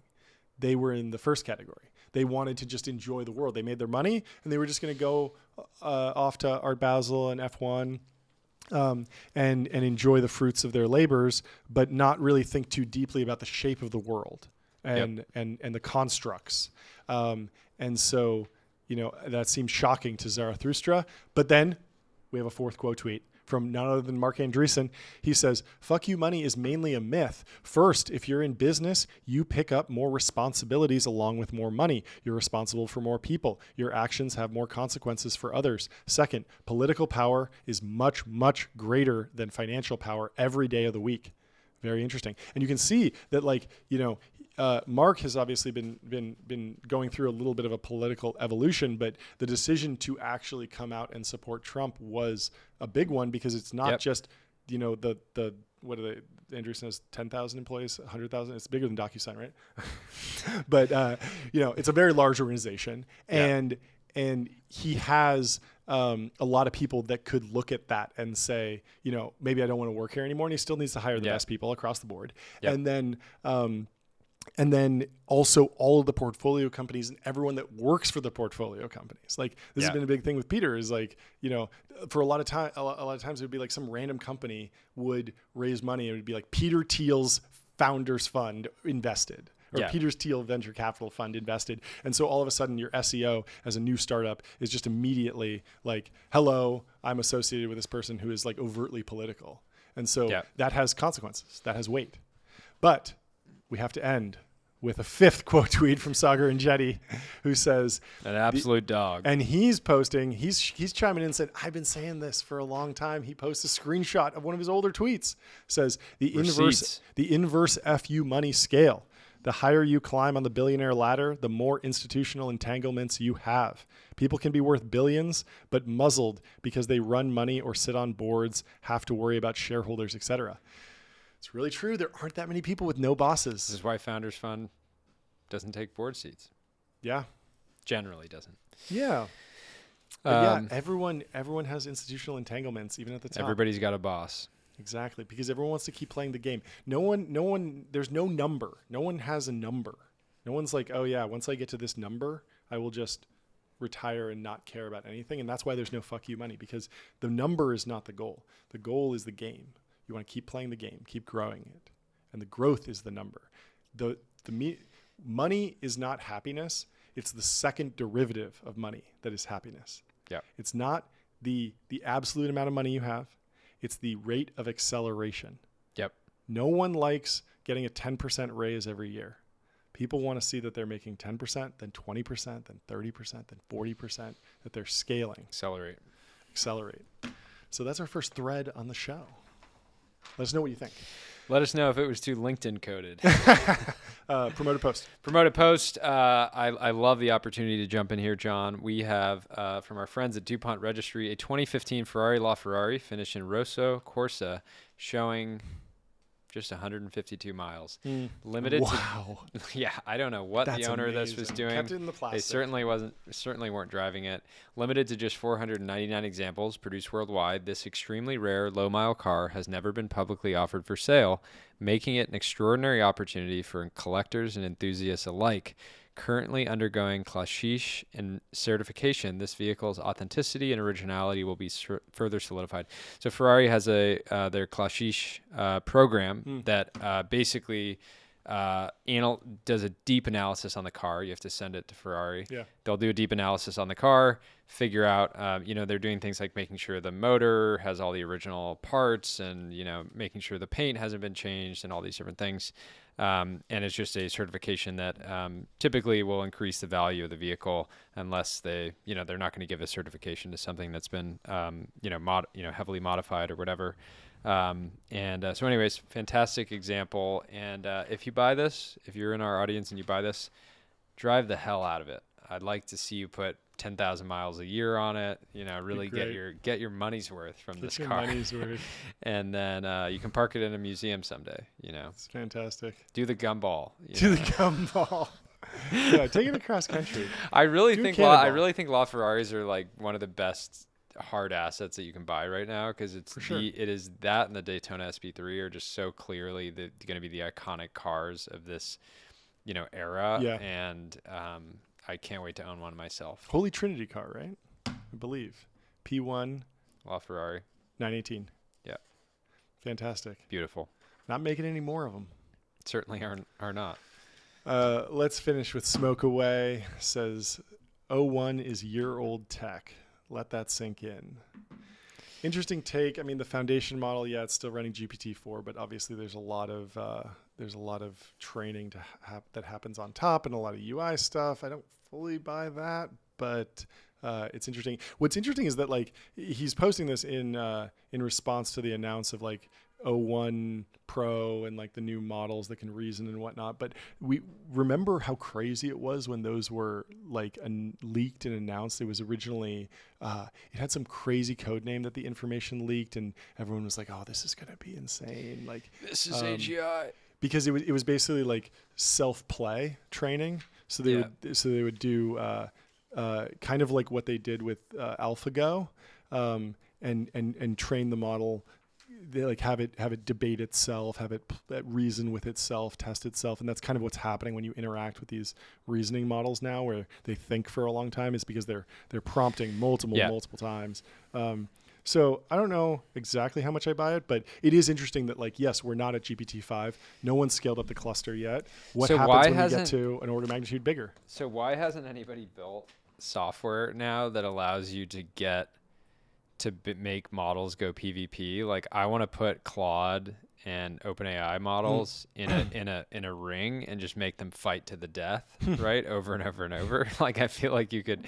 It's one thing to go put them up against some of these, just like general testing mechanisms, but I care about PvP, I mean, right? It's I want kind of MLLU in some of the testing grounds. Like some of the evals are essentially that. No, I know, but they're going against the eval. They're going against the eval. I want them to go head to head. I want them to like only one of you can leave the room after this.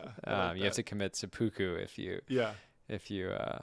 But yeah, I mean, it's interesting how little has leaked about the next training run. Like we don't even know at this point, like how the build out is, because I think we're in like the custom data center era where like it has to be bespoke. It has to be hundreds of thousands of GPUs.